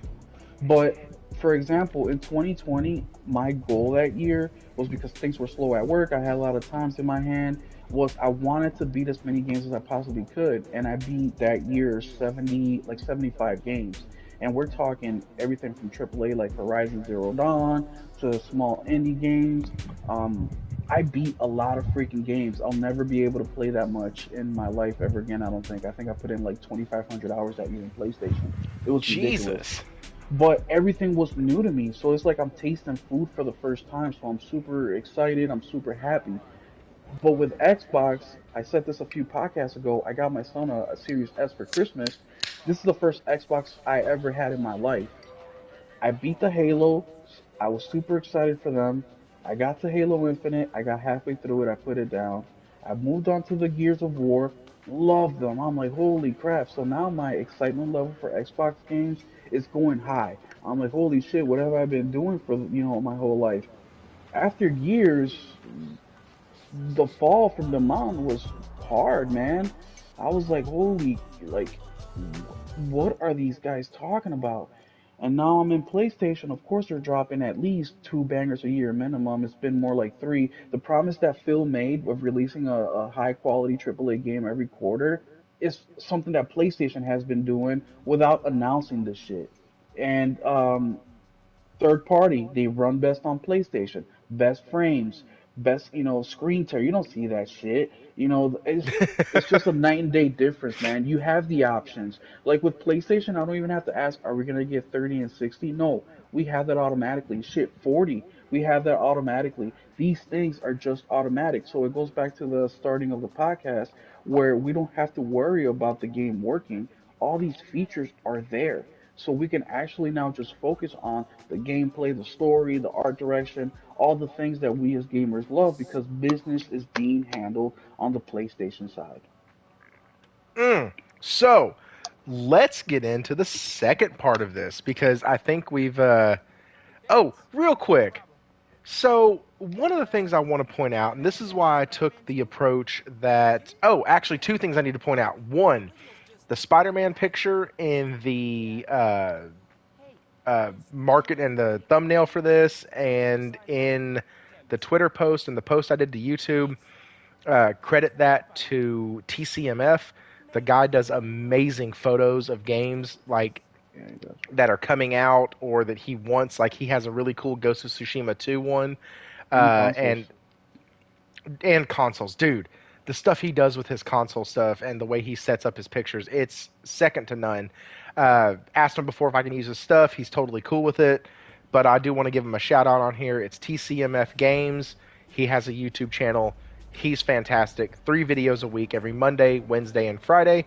And as always, he'll catch you again on the next one. Like, I Facts. love his channel. And always stick to the end, because at the end he's always got like a quick little question or survey or an answer to a question, or just a little like Yeah. little fun thing at the end. So watch it all the way through.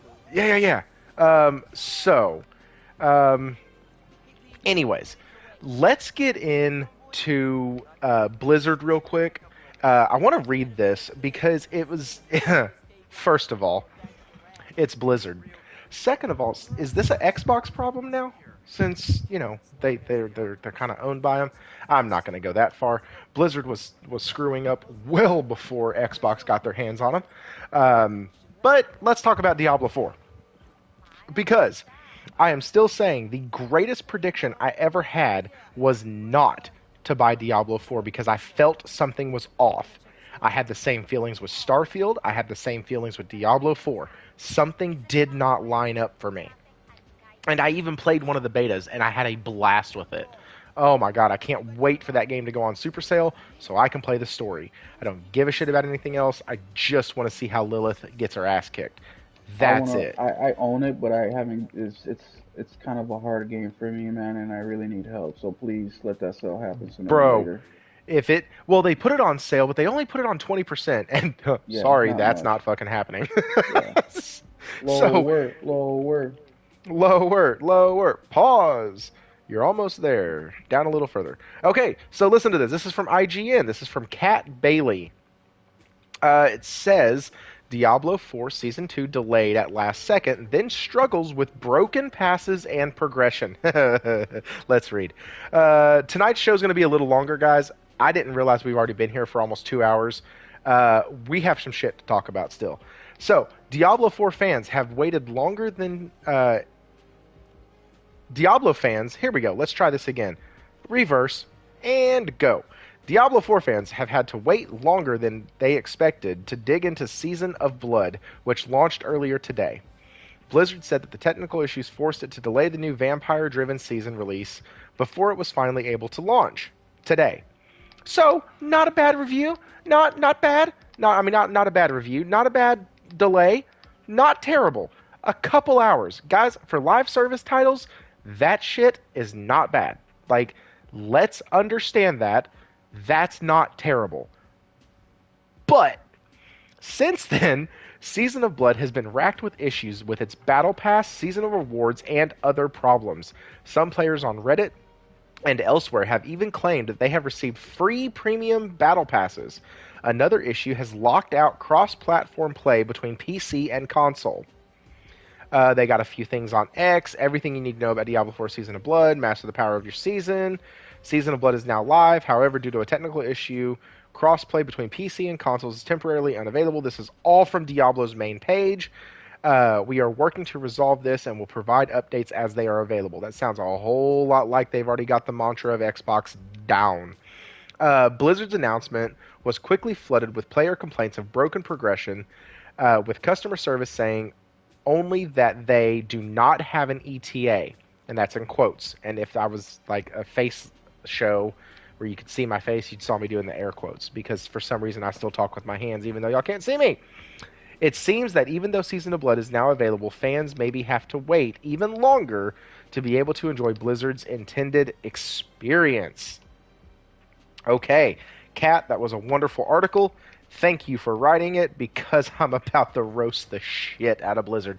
Okay, so I said it in the beginning that Blizzard can't seem to put one foot in front of the other without tripping over a shoelace. And that's what this is. This is a trip over a shoelace. One in many. It wouldn't be that bad if it was something that didn't happen as often as it happens with Blizzard. They have freaking crisis maps because they don't know from one moment to the next what developers are going to stay and what developers are going to leave. And what's really fucked up is that now that they're part of Xbox, starting once the integration is finally done, wait for that 18-month contract bullshit to come up. Wait for all of that stuff to start happening, because then what you're going to be left with are a constant revolving door of people who don't know what the fuck is going on, don't know how to set up everything, have to come in, learn all new systems, and figure it out, and try to implement games as a service, and all of that on 18-month contracts, making it worse. Guys, I need y'all to hear me when I say this. Blizzard is going to be the first branch to see the most layoffs in this acquisition. It's going to happen. It is beyond a doubt in my mind. Blizzard has ruined World of Warcraft. Now, people who play Dragon, whatever, Dragon Lance, Dragon Shield, Dragon Spire, whatever the hell the Dragon one is. Dragon Age?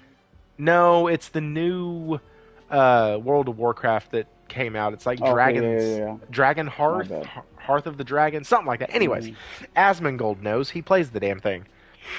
But like, you literally Dragonflight. Thank you. Who was that, Josh? I forgot, who else was it? It's always Freaking, Josh. I did tell him earlier in the chat we need you today. Yeah, no doubt. We need you. I think it is Dragonflight. But they've made it better with Dragonflight, but they lost a ton of players. Then Overwatch 2 was supposed to have a hero shooter mode, and guess what it doesn't have anymore? A hero shooter mode. It's no longer a hero shooter, it's just a shooter. It can be labeled, oh, but you're a good guy. Yeah, but there's no story. There was supposed to be a story. There was supposed to be a single-player progression. That's not really there. You're supposed to be able to do stuff in the story and carry it over to multiplayer. They had to cancel that. So, yeah, that sucked. Now, Diablo IV comes out, building on the progress of Diablo III, and more importantly, building on the progress of Diablo II Resurrected, which is a fucking chef's kiss to anything Diablo. That game is amazing. Buy that shit at full price. Buy it on sale. I don't care. Which one? Diablo 2 Resurrected. It's phenomenal. Also, for somebody like me who likes a little bit of the retro look, I have played about 15 to 20 hours in the game in the old design, because you can toggle between the old graphics and all the new graphics. So it's really cool. You can play it as it was intended back in 2000, which is awesome. So, yeah, they played on a ton of the goodwill from that, and a lot of people got duped into buying it. And my dumbass was sitting over here screaming, guys, it doesn't look right, it doesn't feel right. They've talked about crisis maps, they've talked about this and that. Why do you not think that there's crisis maps for Diablo? We know that there are now. Like, understand that when I smell something rotten, it's usually my spider sense tingling, trying to help me out. And I got told, nah, man, you need to buy it. People who are in this chat right now told me I needed to buy it. People on the Saltiest Gaming podcast chat told me I needed to buy it. Just go ahead and do it because of how much I love the series and how much it means to me. It was the first game that dude? Diablo 1. Oh, I'm like, that's what talking about Diablo 2. They told me to buy Diablo 4. This is the whole complete thought. Okay. And so Diablo 1 was a game that my dad and I played together. And like, we did it. And we beat the absolute dog shit out of that game. Yeah, Hero remembers. Hero was one of the guys who was like, man, if it means that much and has that many ties to you, you should get it. And I'm like, something feels wrong. And so, like, I didn't get it. And now I've been proven right. Guys, if you have a time machine, like, you need to go back in time and watch Tingling Thrifty Senses. That's right. If it's my thrifty tingle.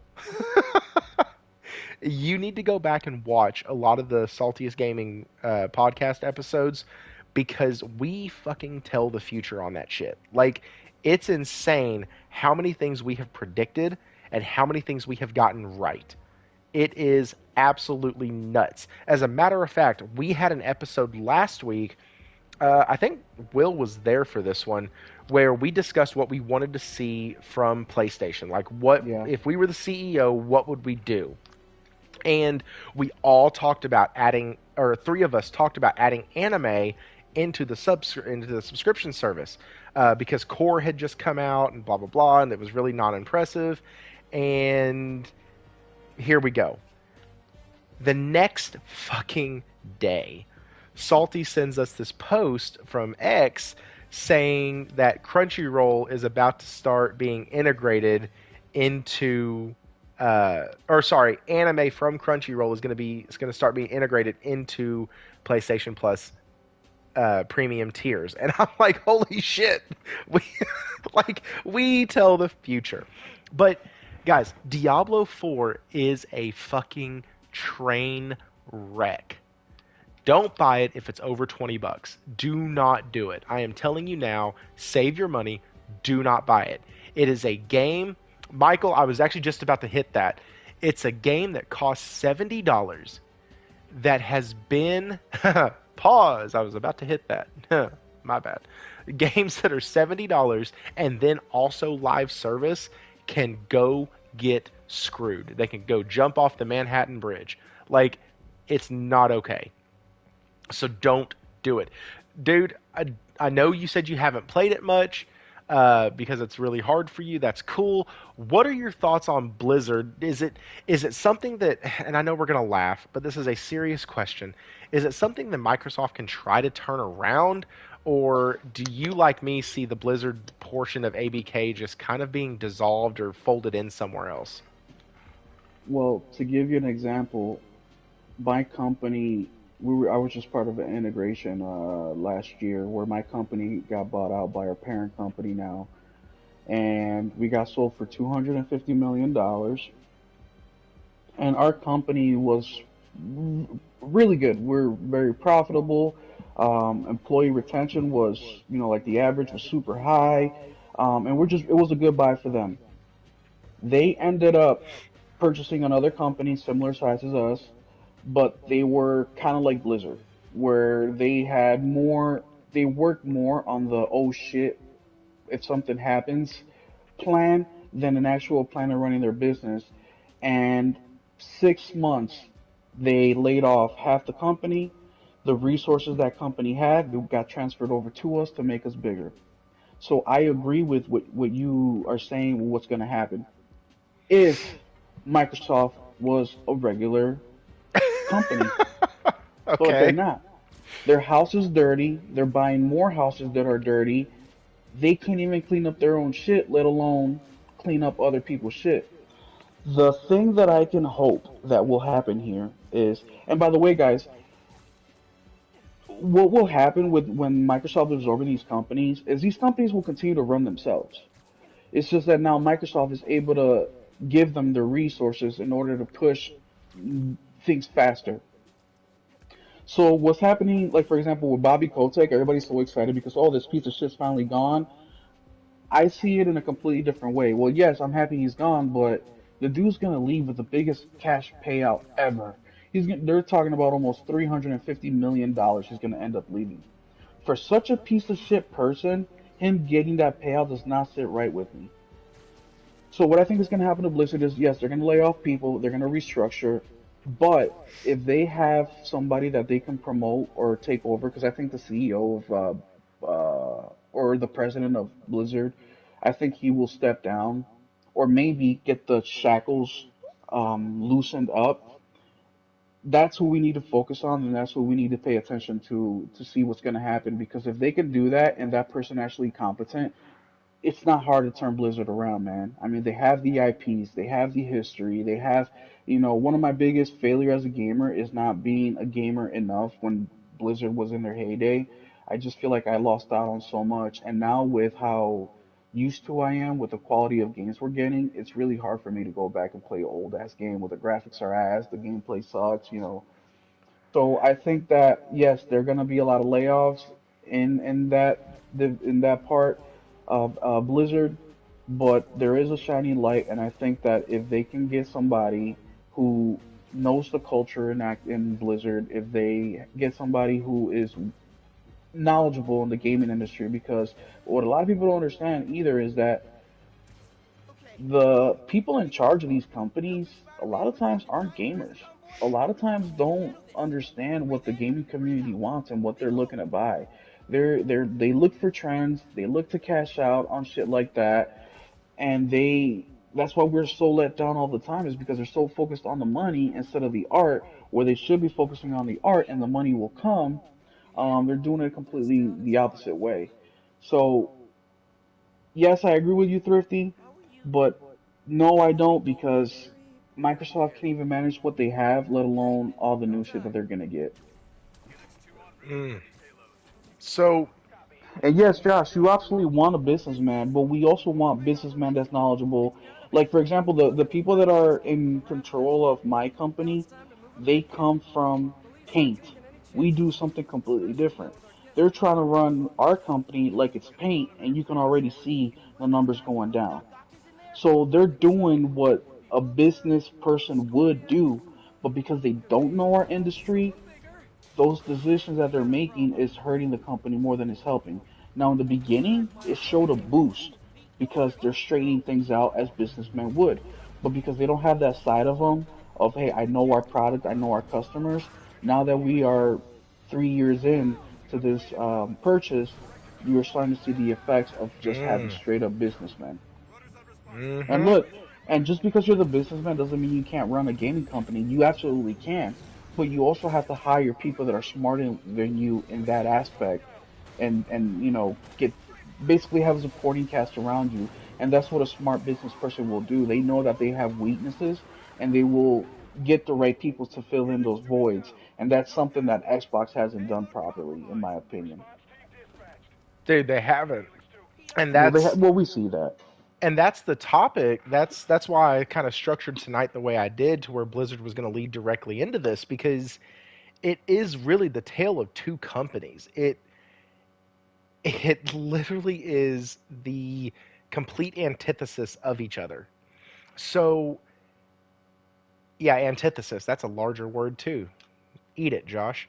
That's so uh you have Xbox that buys these big publishers or buys these developers and then completely guts them, like takes everything from them, and it's not it doesn't work because they expect them to just be plug and play. Like, developers need like direction, they need communication, they need Yeah. hands on, they need people who can come by and actually help with the fucking problems, not just go, yeah, it looks fucking great, I'd ship that, yeah, that's fine.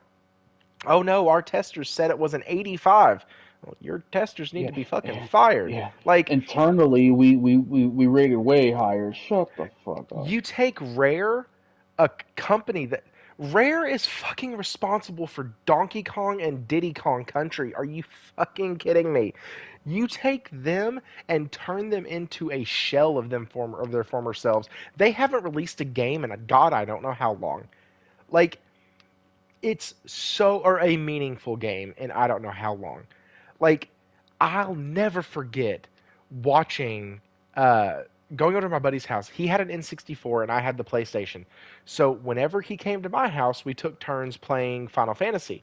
Whenever I went to his house, we played GoldenEye. It's just what we did.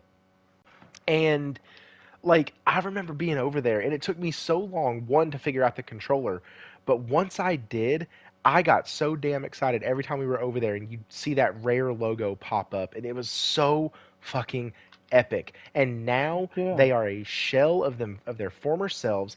They're not doing what they're supposed to. They're not allowed, it seems, to do anything. And then hang on, Nick, I'm Hey, sorry for Thrifty, you. What it's that happened? Hang same on. feeling we get with PlayStation. Oh. When we see that PlayStation pop up, we all still get that. So it's Dude, not us being a kid, it's just that PlayStation has been doing it, man. the And look, and I best. know I've been saying PlayStation is awesome so much in this podcast, but look at the topics, guys. You can't blame me. Now, if we talk about price increase, fucking the console covers, then I'll have more negative shit to say. But look at the topics. It's just you cannot disagree if you're looking at this in a logical way. Mm-mm. No, and that's the problem. Like, uh, Thrash did a video like 3 or 4 months ago where people kept saying he was too soft on Sony or too this or too that. He needs to Yes. start talking about their losses. And he goes, "You're right. You're right. You're right. You're right. I need to talk about their losses. I need to. They sold the most consoles. They're they're Hmm. they're they're kicking your ass 2-1. Oh, that's bad though somehow. Okay, cool. They they've released VR. Oh, that's bad somehow. Okay, cool. And I'm like, Yeah. I'm like, there's not shit you can Oh, say. and by the way, I saw somewhere, now I don't know how true it is, guys, so take this with a grain of salt, but I've read somewhere that PlayStation VR 2 is closing in 2 million sales for the year. 2 That's million. awesome. Now, I don't know how true that is because they were at 600K, I think it was 6 weeks after release, and the VR 1 did 400K. But I'll tell you this, my son just told me, hey, Dad, if you like my parent teacher conference, which is Friday, as my reward, I would like a VR 2 game. He's got VR 1. He didn't ask for that, even though that's his console. He's willing to sacrifice the gaming time just to play on the VR2, and he knows he's gonna get limited time because I'm always on there. But yeah, no, it's incredible. But so Xbox take these studios and then I need a T-shirt with Will 777 has a brain. Yes, he does. Um, but like, guys, they take these studios and they destroy them. And it's okay. So I don't know anybody in here who might be a Star Trek fan, but it's almost like the Borg.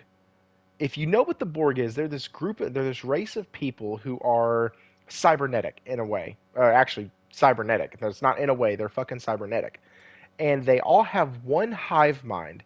And what the Borg does is they go into these like civilizations and they do what's called assimilating.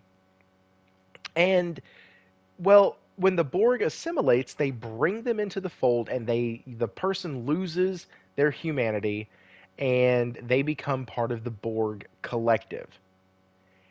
It's a cancer in the sense of or in the world of Star Trek. It's what they do. Now, they got defeated anyways. We're not going to get into that. I could actually talk that whole storyline because I fucking love it. But it's exactly what happens with Xbox. They come in, they buy shit, they bring them in, they brainwash them, they make them a shell of their former self. That's a great way to describe it. Absolutely soulless. And no games. And the games they're getting are incomplete. They're broken. I'm going to give it to Starfield now. Holy shit, that game came out amazing compared to the release of Forza. Forza came out missing half the Redfall. fucking game. Like Redfall, okay, Redfall, sure, it was missing 60 FPS and it looks like it was a PS3 title, but it was playable. It had all the modes. Like it was missing 60 FPS. Cool, cool. Okay. Awesome. The AI is shit. No problem. You were still able to play it. In my opinion, Forza has released in a worse spot than Redfall because Forza is missing racetracks in a fucking racing game. In it in a racing game, they're Dude, missing it's racetracks. missing test driving. Test driving. Like, Okay. and I can understand maybe missing, and look, I'm not excusing them at all because they should have done this, especially for how long they've been working on this game. But I can even maybe understand them missing some of the car models, okay? Even GT7 updates their car models as time goes, they add new shit, whatever. But the fact that core things of the game are missing after all this time of strictly working nothing but on this game, it blows my freaking mind. Sorry, Thrifty. So Nick just said they did an update for Forza today. I guess you can unlock car upgrades at level 25 now instead of 50. Jeez. And they say the economy in GT7 was bad when it was only off by like pennies on the dollar. Like get this is the shit I'm talking about, bro. And look, if Xbox had the quality of games PlayStation has, and PlayStation had what Xbox has, as much as I dislike the Xbox controller, I'd be playing it right now on the Xbox. Right now, that's what I would have. I would have a Series X right next to um my PC handheld thingy, the Steam Deck, next to my Switch, and instead of having all these PlayStation games, it would be Xbox games. But it's not like that. We live in the real world. We do live in the real world, and in the real world, in about 36 hours, I will be playing Woo! Spider-Man. Like, Let's guys, go. okay, so Tale of Two Companies, right? Let's not get derailed on Spider-Man, because, dear God, I've already gargled the balls of Spider-Man this entire podcast. So let's not continue to do that. Jay, I saw you. Thank you. There were two people who joined, and I'll go look at that in a second. Um, that's awesome, guys. I really appreciate that. Real quick, 24 people in here. Hit that like button. Share it out if you haven't already. That's the last time I'll probably mention it. Probably a lie. I'll probably mention it again because I am trying to monetize this because, well, money is a real thing. And so, and gaming is a real outlet, and I freaking love it, and I can't wait to get this channel up Yeah, bro. And and Big Brain like Will is not cheap. Let's go. I need to get that 100K check. that's right. Yes. This is not a paid position. This is like an internship, by the way. I just want you to know that. This is an internship. That's okay. So let's go into Xbox now, right? Let's go. I bet. Okay, so I've seen about 15 of y'all in the chat, and I bet the other about 11 are like quietly lurking in the background. Once I get my access to badges, which will be in 185 subs, I'm going to put a couple badges in there that like so people can at least come in and announce themselves. Guys, if you're here, seriously, just jump in and say hi. I don't think I have it in subscriber only mode. Um, if y'all get too crazy, I'll just put you in timeout. Like RP Gaming, I think you're here listening. Uh, I've always threatened to put him in timeout. He was the first one that asked me not to. But let's get into PlayStation now. So we've talked about Xbox. They are like the Borg. They assimilate, they devour, they make you soulless. And also the cool games that you try to do, yeah, you can't do those anymore. Or the game vision that you had, oh, and hey, now it needs to be multiplayer. But let's get into PlayStation, okay? Here's the deal. PlayStation works with studios, and it's like that TikTok that was out that said, hey, if they offer it in a different color, I'll buy it. If they offer the same thing Yep. in a different color, I'll buy it. What happens is Sony looks at a company and goes, you know what? I like your shit. I don't like you enough to buy you yet. Can Yep. we You fund gotta your earn next it. game? Yeah, can we fund your next game? It'll be exclusive to our system, so you only have to worry about ours. Can we fund it? Yeah, sounds great. Cool. Hey, how smart? What you got? Well, we were thinking about these couple things, da da da. That Returnal game sounds great. Yeah, let's go ahead and do that. We'll fund that one. Oh, okay, cool. They release it. It's a hit. Hey, guys, y'all did a fantastic job. We think y'all be a great fit for Sony. Y'all offer stuff that we don't. We don't have really a roguelike in our profile. Come on over. Boom. Done. I guarantee you, Arrowhead Studios is the next single studio to get purchased by Sony if the game does well. Because Sony looked at them and said, hey guys, this sounds great. We want it on our console. And I bet you, I would bet freaking money, if I had any right now, that this game is going to come out. It's going to be like $40, $50. It's going to do numbers, and people are going to play it. Ember Labs, that's another one. Dude, I so wish that Ember Labs would have sold. I know Sony, from the rumors I read, Sony made them an offer, but Ember Labs still wanted to be independent, Independent. which is fine. It's fine. It's fine.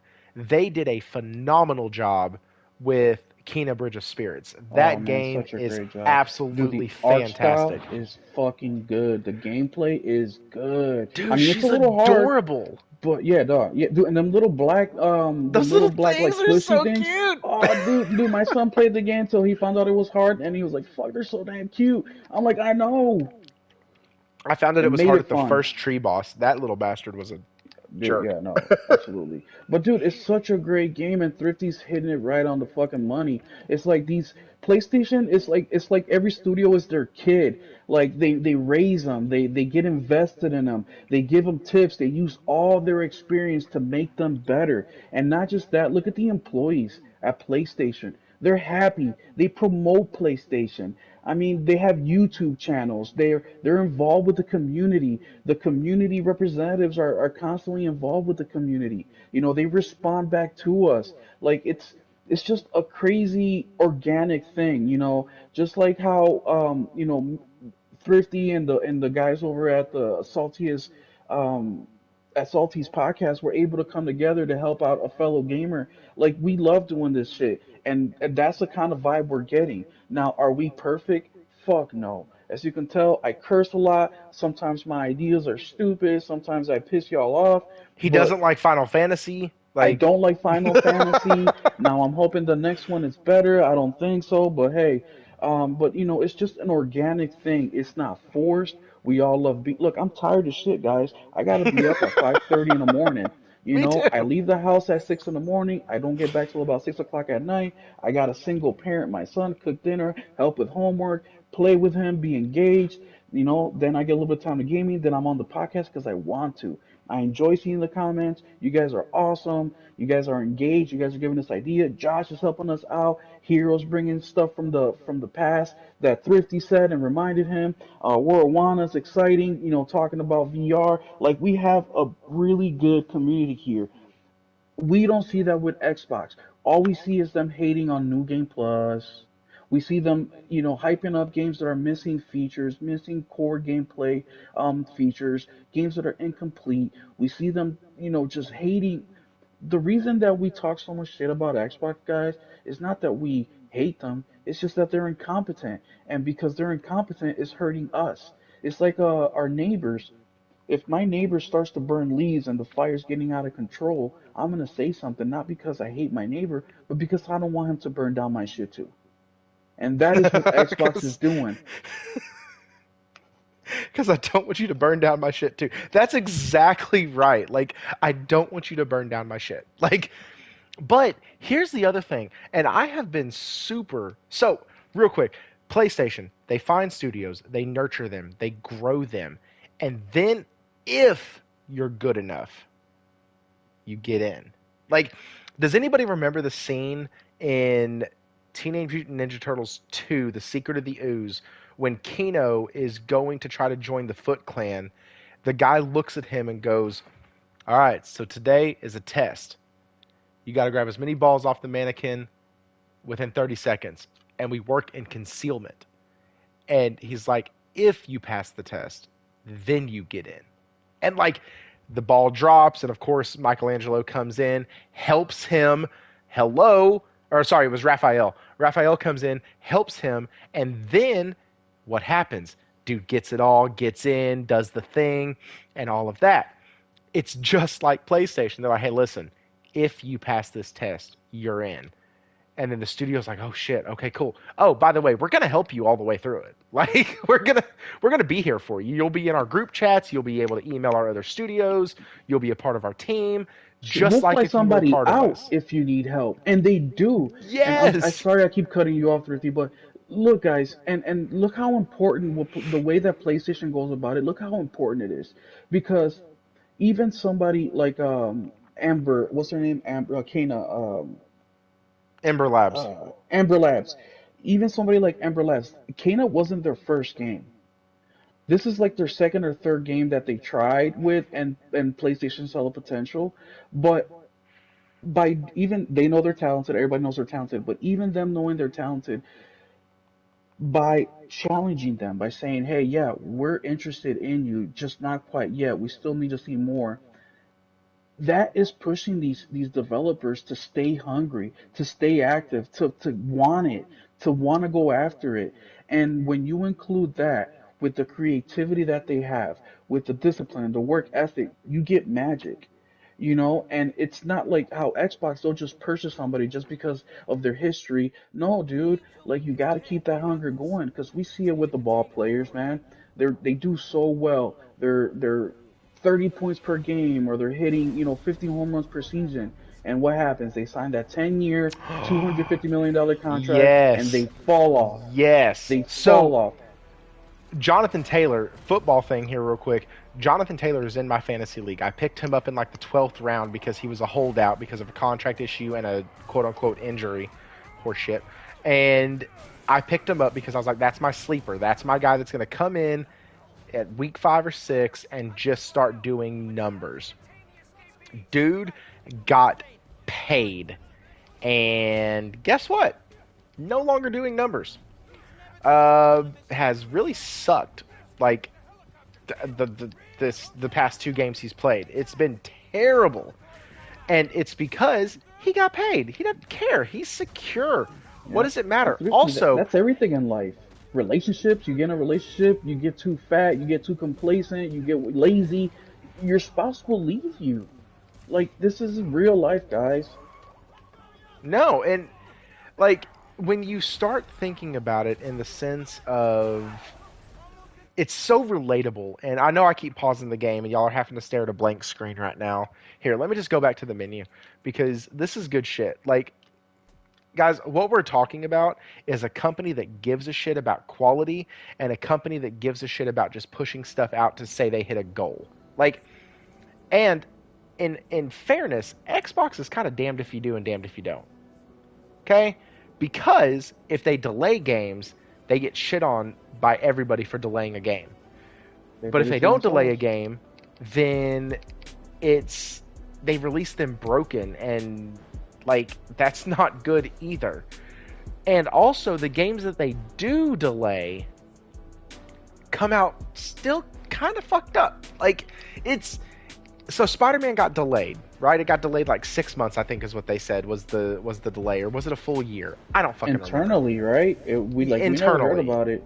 right? It was internally delayed, and we got it this year, which cool. But if this game came out broken or came out with a ton of game breaking bugs or any game breaking bugs, I think people who have platinumed it have said, like, in the platinum, before any patches, they've had 1 to 2 crashes per like 30 hours. And so, like, yeah, but we knew Helldivers. We knew that got delayed because all of a sudden the date changed, or the window changed from early winter to late winter in 2024. And so, like, we knew that one got delayed. But the game has come out complete. It's come out ready to go.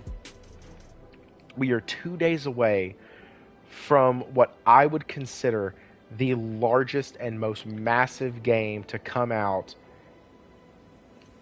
for the PS5. And what's funny is if you listen to the podcast, if you listen to the talking heads, whenever God of War Ragnarok released, we were saying the same shit. This is the best game, the biggest game to come out up to this point. When Horizon Forbidden West got released, this is the biggest game to come out to this point. I said it last week. The biggest fucking gripe about Horizon Forbidden West was the Halo glow on Aloy. It was the hero glow, not Halo. It was the hero glow on Aloy. She was too shiny. That was the biggest fucking problem with the game when it released. Like, really? Like, we have a company on one hand that looks at a studio and says, hey, we're going to go ahead and release this shit. Boss, it's not ready yet. Don't give a shit. Release it. We'll do it later. Okay, cool. And then we have another company that said, hey, guys, we're going to have one main exclusive from our first party this year because everything else kind of took a hit, got delayed.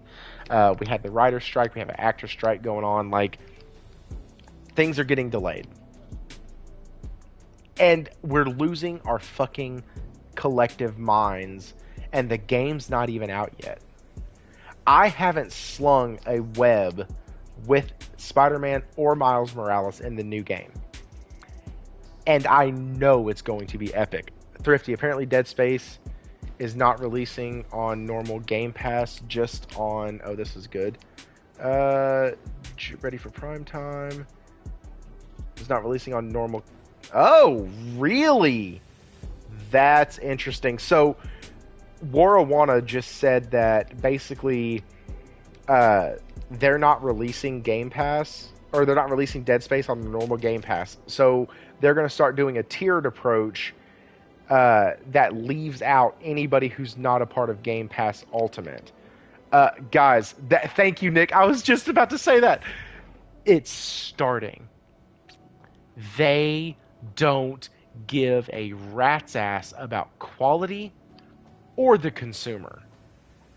At least PlayStation cares about quality. I'm not going to go as far as saying they care about the consumer, but they do care about quality. But they know that the quality is what gets the consumer. That's why it's basically a mission statement. So yeah, they don't really care about us. They just care the money that they can get from us. But it's a business. They provide a service, and if us, the customer, see the service as good, then we'll go ahead and purchase it. And that's all we need is stay competitive to earn my money. Xbox, it just expects it because they're Xbox and they've been doing this for 25 years. And we work so hard, and yeah, we have failures, but no, get the fuck out of here. We live in the real world.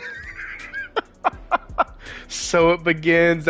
Guys, the Discord is going off. Y'all need to find that link and join that shit. Like, we got some interesting stuff in there. You need to have thick skin to join. The name of the Discord is The Playground.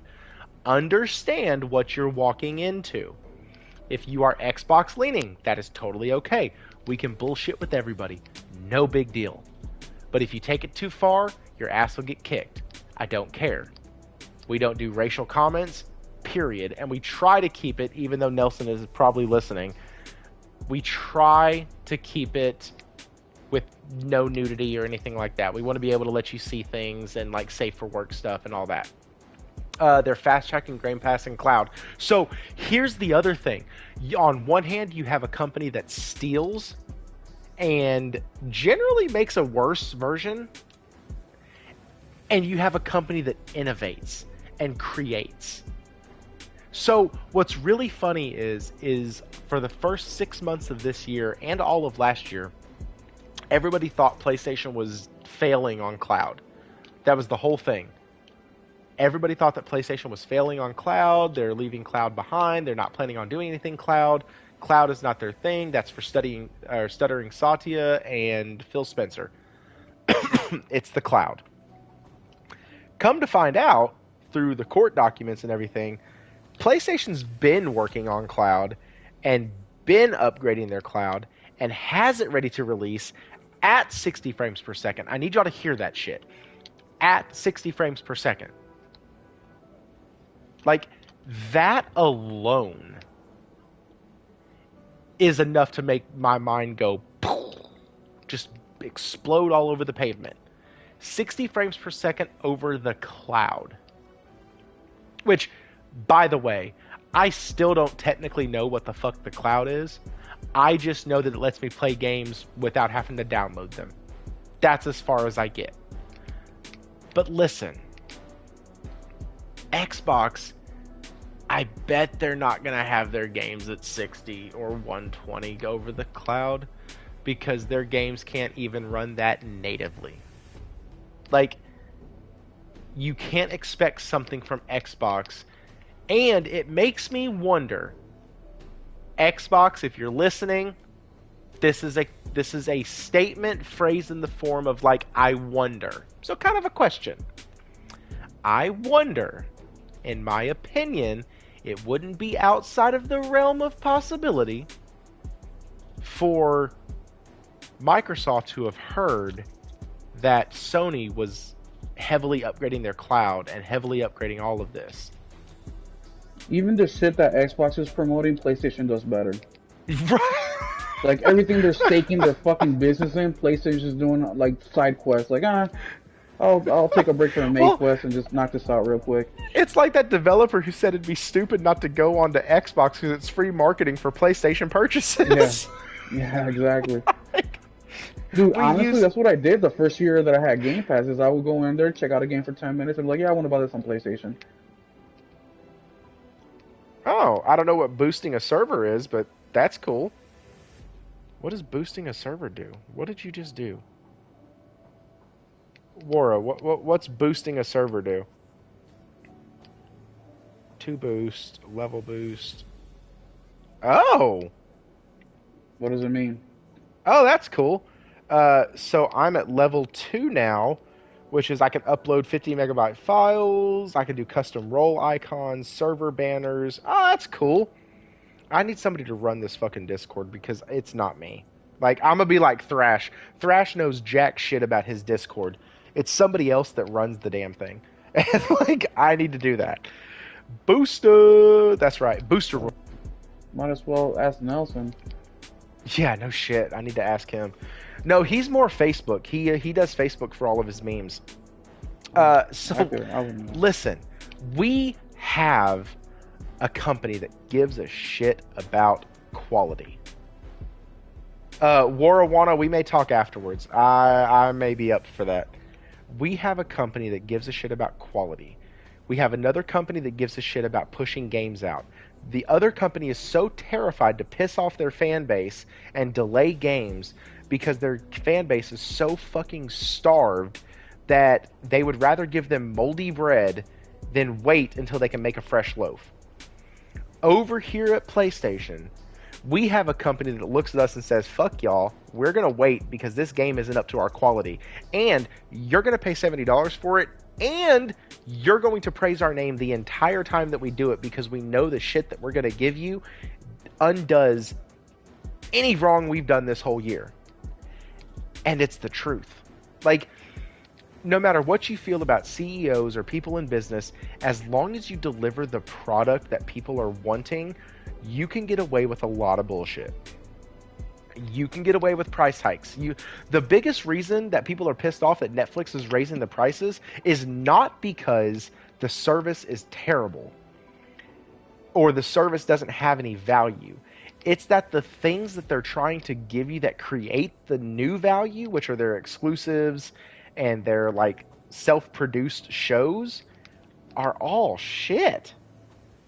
Like, their content, their exclusive content is shit.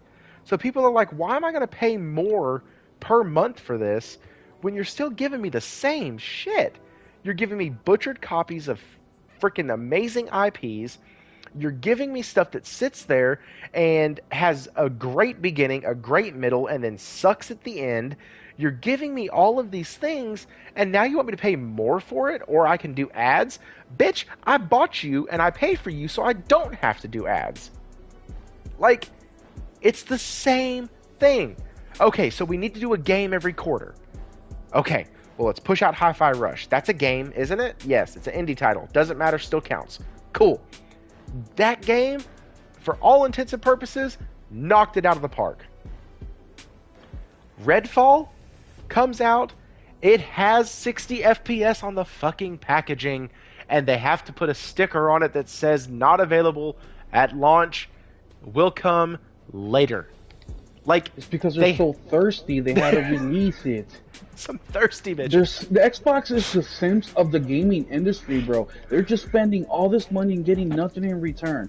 If there was an OnlyFans for gaming, like PlayStation had an OnlyFans, Xbox had an OnlyFans, or I'm sorry, reverse that. If we were the OnlyFans models, Xbox, and we were developers, Xbox would be making it rain, spending next week's check, asking daddy for more money, like trust fund baby. That's exactly what they are, dude. They're simps. Nobody likes a simp. People want people like people that have a backbone, that have their own ideas, that have their own, imagination. Xbox has none of that shit. They think that because they have daddy's money and daddy's sports car, they can get into the hottest clubs, they can get with the hottest chicks.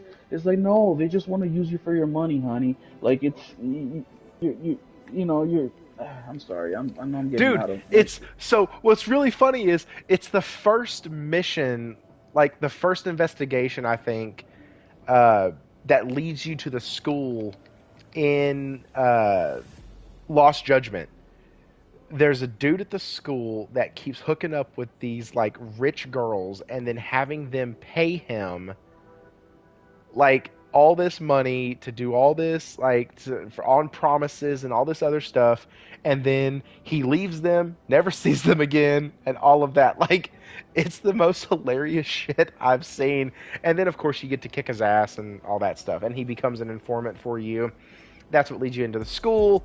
That's the first like 3 hours of the game. I didn't spoil anything, but it really is like that. Like, hey, we're going to go find an old lady who is super rich. We're going to marry her, wait for her to die or help along the process, and then we get to reap all the rewards. And you know what? If it doesn't work out, I got another side chick lined up. Or I can just go ask daddy for more money. We'll be fine. It literally is the tale of two companies. Yeah, but One, Xbox is not getting laid. They have all these side chicks, but they're not getting any play. That's what makes it all worse. It's like, dude, you have all this shit. Like, you literally have all the tools to be successful, but yet you are. How old is Xbox now? 23. A 23-year-old virgin who has no game whatsoever, literally. you And just gave me any ass that you do get is pity. Like, publisher of the year, you got that because pity. Starfield might get fucking in the Gotti conversation because everybody knows it's pity. Dude, so Josh just brought up a great point. On the Salty's Gaming podcast, Ginger Prime talked about how he pays for GeForce Now and Game Pass Ultimate. Dude is now going to be paying $44 a month for those. For that price, you could buy the brand new games at the cadence that Microsoft gives them to you. Yep. And save like half. Like, because you're looking at $132. So you're actually paying. Right, it ain't gonna be me. Like, here's the deal. I absolutely love that I can play a ton of fucking games on PlayStation Plus. I really do. I love it. I don't know if I'm gonna keep it with the price increase. I'm not. I don't know. If they add Crunchyroll, yeah, I got a lot of anime I need to make up for. Like, I might start One Piece just to challenge myself. I don't watch TV. I play games. I might not hating on you. Not, you know, you do your thing, but yeah, no, I just don't see the value anymore, man. Not for that price. I buy a lot of the games anyways. You know, like fuck, this week alone I bought Sonic, Spider-Man, and probably Mario Wonder. You know what I'm saying? That's all this week. I don't talk about Nintendo a lot, but Mario Wonder is killing it in reviews right now. Like, absolutely murdering. That's going to be in the Gotti conversation as well. See, Nintendo's going to have two, PlayStation's going to have one or two, Xbox maybe a pity fuck. So, let's get into that. Let's end the night with Game of the Year, because I didn't see Mario Wonder coming out of anywhere. Like, and then next month we have Super Mario RPG, the remake. If Super Mario RPG gets in before the cutoff, Nintendo will have 3. Yeah. Nintendo will have Mario RPG. They will have Mario Wonder. Josh, I didn't know because I don't follow Nintendo, like, at all. And they got the Princess Peach game coming out in spring. I mean, Nintendo is hitting on all cylinders as well, and they have been. Plus, they're releasing a new console, allegedly. Next year. You know, now we're back to Xbox. What's Xbox doing? Well, they're hurting the gaming industry because they're releasing an only digital Series X, number one. 2, physical games from Xbox will basically no longer exist anymore after here a short time. Which, by the way, guys, it didn't matter anyways because 95% of Xbox games DRM.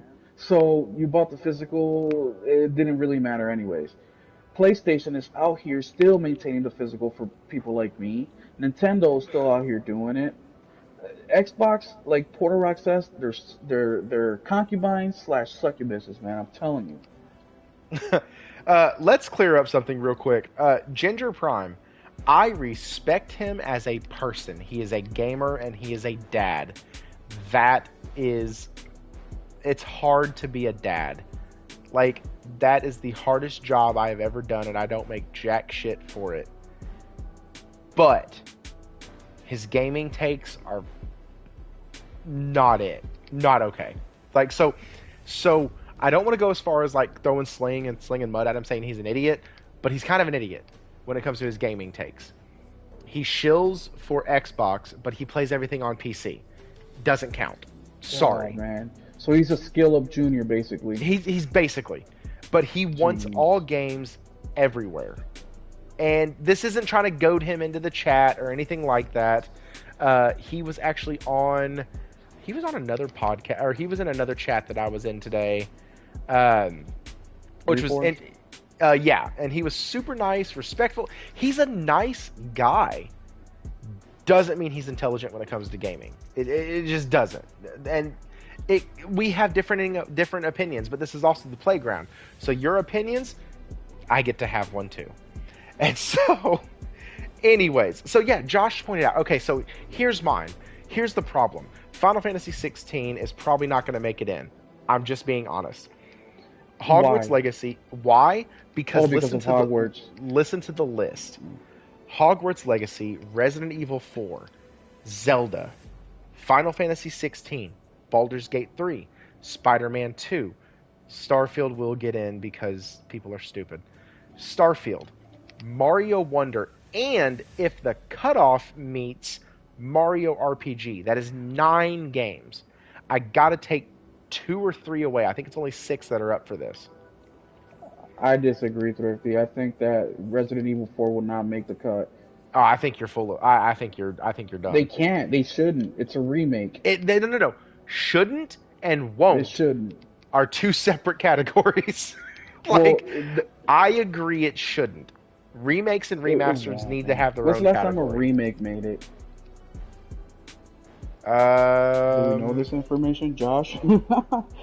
Josh, has there ever been a remake that has been nominated for Game of the Year? Dude, I just figured it out. Josh, so I watch a lot of I listen to a lot of sports shows too. He's the guy in the desk. He's the guy in the desk. Okay, so yeah, RE2 was nominated for Game of the Year. So, come on. Yeah, Ryan, I left D4 off purposefully. It's not getting Game of the Year. But he's like the guy. He's like Pat Boyles or Santer on the shows I watch, or Jack Savage, the guy that does the board sometimes for Jim Rome. Like, he's that guy. He's the guy who you're like, hey, find me some obscure bullshit. Hey, did you know in 1994, Nintendo made a thing and they've only made games that ended in Y on Tuesdays? Like, it's that stupid shit that he can find because he just knows it all. Oh, Armored Core 6. So that makes 10 games. 10 games. He said I don't even need to look it up. That's why you're a good producer, Josh. That's what they're called. They're called producers. Oh, but I don't know if Armor 6 will get in. I'm sorry. Continue. I'll go through my list. So listen to this. So I'll drop Armored Core 6. I'm dropping Starfield. So that gives me that down to 8. I have to find 2. Starfield shouldn't even be in the conversation. If we just look at scores, dude, and sales, it has to they're be. Not even. Why? It has to be. Because Jeff Keighley is not going to have a Game Awards show that doesn't have an Xbox title in it. I disagree. We'll see in a couple months. If he has any ounce of integrity, well, he doesn't get to pick anyways. He doesn't. Be the what do you mean? The voters or the panel that that's in charge of that. But no, it should. Right, and them bitches are holding the line. Like, nah, bro. I mean, they did give them Publisher of the Year when they didn't publish a fucking game. So I mean, Yeah, I guess, but I still don't think they'll be in there. I'm telling you, it's okay. So Well, I'm we gonna can talk take out. about realistic and what we, what should happen, and I guess what probably will happen. I will take out Mario RPG because I don't think that's. I think it's going to be a great game, and I'm excited, and it's going to be a Square Enix title. And dear God, Square Enix needs the influx of cash right now. Actually, you know what? Fuck it. They don't. I need them to keep bombing, so Sony comes in and saves the day. So now I'm down to 7. I need to cut one more. And out of all of those, the only one I can think to cut is Final Fantasy 16, which drops me down to 6. You have 2 Nintendo titles.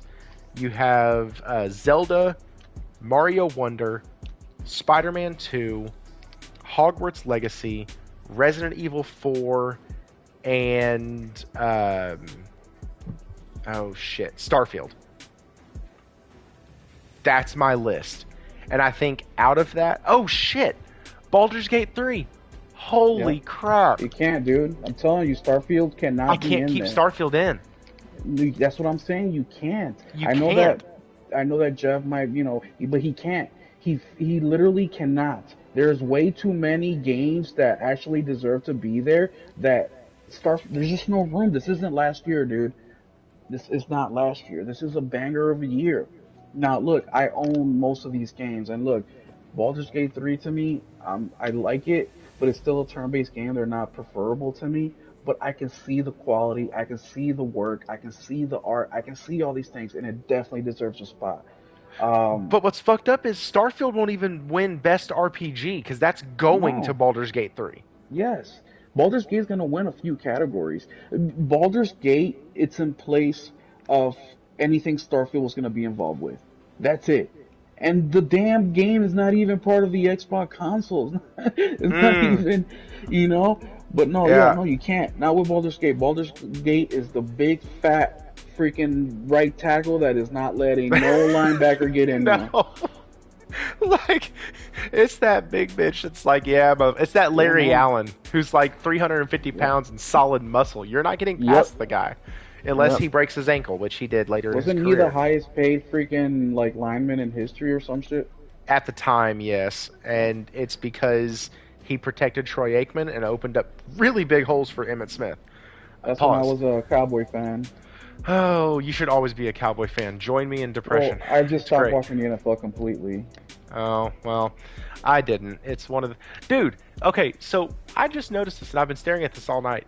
Do y'all realize that even on the PS4 version of Miles Morales, in this opening little cinematic that they do, on his headphones, you can see the fucking fingerprints? Like, Yep. literally, you can see that it's not just a smudge, it's the fucking fingerprint. Anyways, that was really cool. So those are my Game of the Year nominees. I think Nintendo will have 2, I think PlayStation will have 1, and I think the independents will have 3. And I think out of it, I think they'll do something like they did last year with the versus Elden Ring versus God of War.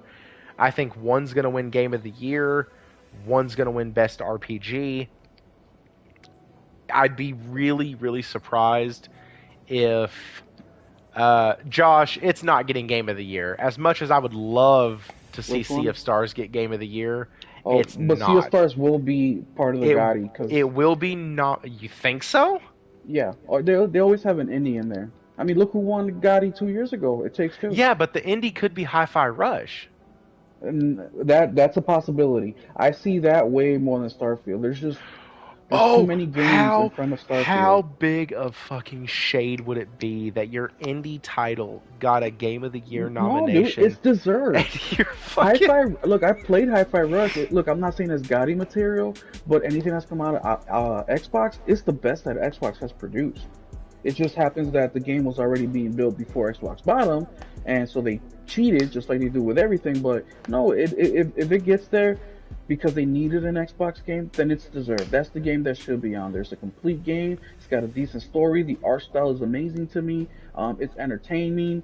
I do think that the synchronicity or the music part of it is way off. What's that game? Hellraiser or Hellsinger? Um, the shooting music game, that one did it way better than Hi-Fi Rush. But yeah, no, dude, they just can't, dude. Talking about Jet So Set Radio from a long time ago. no, this just came out last year. It's called Oh, okay. Hell something. There was a demo on PlayStation. I ended up buying it because it impressed me. It's a pretty good game. They got System of a Down. They got a Shit, whole bunch of shit. dog. We Metal Hellsinger. we There we go, fucking Ronnie. we fucking the Australians are much smarter than us. I just want you to know that. Yeah, The they are. Well, they're ahead of us. They're in the future, so they're looking back at that this and have all they the are answers. the future. That shit's still confusing, but like they're in the future. Hey, I got a question. So does that mean Spider-Man actually releases on Saturday for y'all, or do y'all get to play it tomorrow?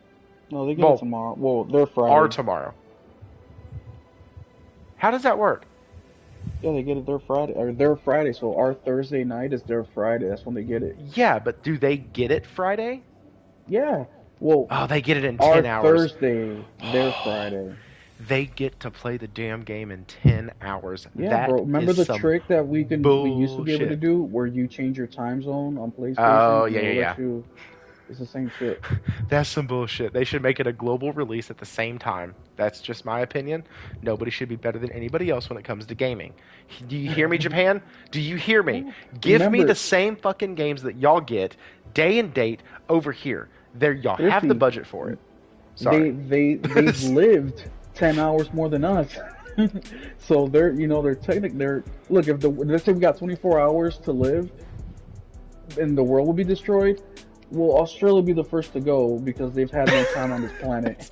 Unless Superman comes back and spins around the earth and backtracks time. Exactly. That's Dude, so. imagine Insomniac with a Superman game. Oh my goodness. I'm jizzing in my pants right now just thinking about it. Hmm. So hang on. Somebody said something. New Zealand are ahead of. I thought New Zealand was Australia. Once again, I'm stupid and I'm an American. Please Dude, forgive New me if I Zealand's got a that whole other wrong. country, Thrifty. You went to college, Thrifty. You should know this. I, Look, I'm just giving you shit because I didn't know either. I'm sorry. I mean, I knew it's a like, separate country, well, but I listen. thought it was In the game of Risk, New the Zealand board game. fuck you.